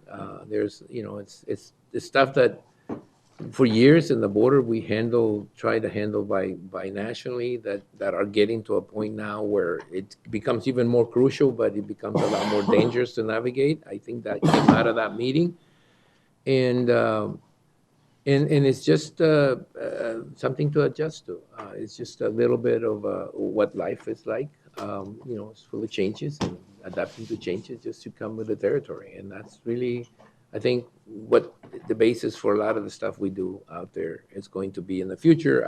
I think last time I reported that I attended the swearing-in ceremony of the council and mayor in Somerton. I don't know if that was part of our report last time, but that was sort of like an eye opener. There is a couple of issues that we need to discuss at length here in the board once we get them cleared to the Superior Court.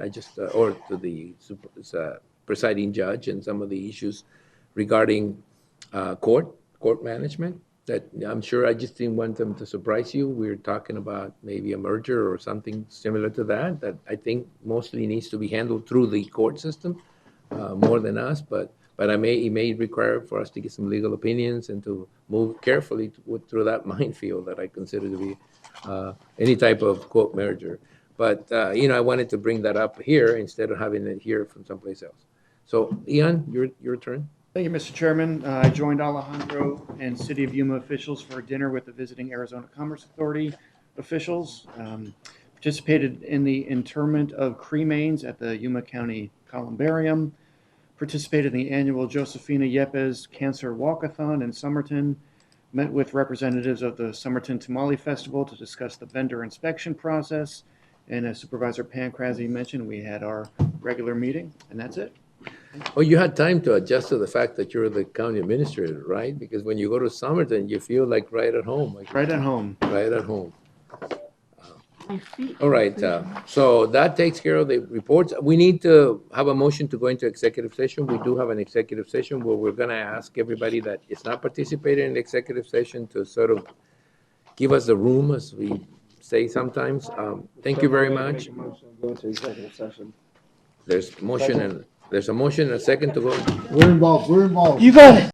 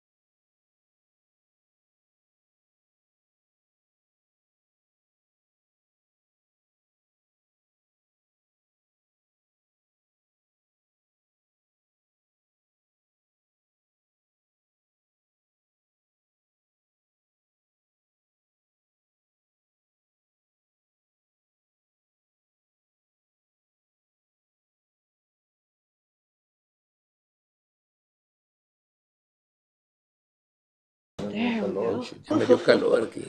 There. Ready? Okay, we're going Freezing. back into regular session. We've been in executive session. There's only one item remaining on regular session, and we're going to talk about it. The item is county attorneys. It's for the county attorneys, but it's for the board to make a decision, discussion, and action to approve and authorize the chairman to execute the attached joint representation agreement with the law firm of Clark Hill, located at 3200 North Central Avenue, Suite 1600, Phoenix, Arizona, 85012, for a suit against the United States for reclamation for the town of Queen Creek, Colorado River Transfer Project under the National Environmental Policy Act. I'll entertain a motion that basically contains Mr. Chairman, I'll make that motion that we join the lawsuit and cap it at and 100,000. cap it at 100,000. For further review, if it gets to that point. Second. Then a motion and a second, both by the left and the right side of the board here. So, any more discussion? If not, all those in favor of the motion signify by stating aye. Aye. Aye. Anybody opposed? Motion carries, and that should do it. I think we have reached the end of this morning's sessions. Thank you very much for your patience, and we'll see you December 15th or soon.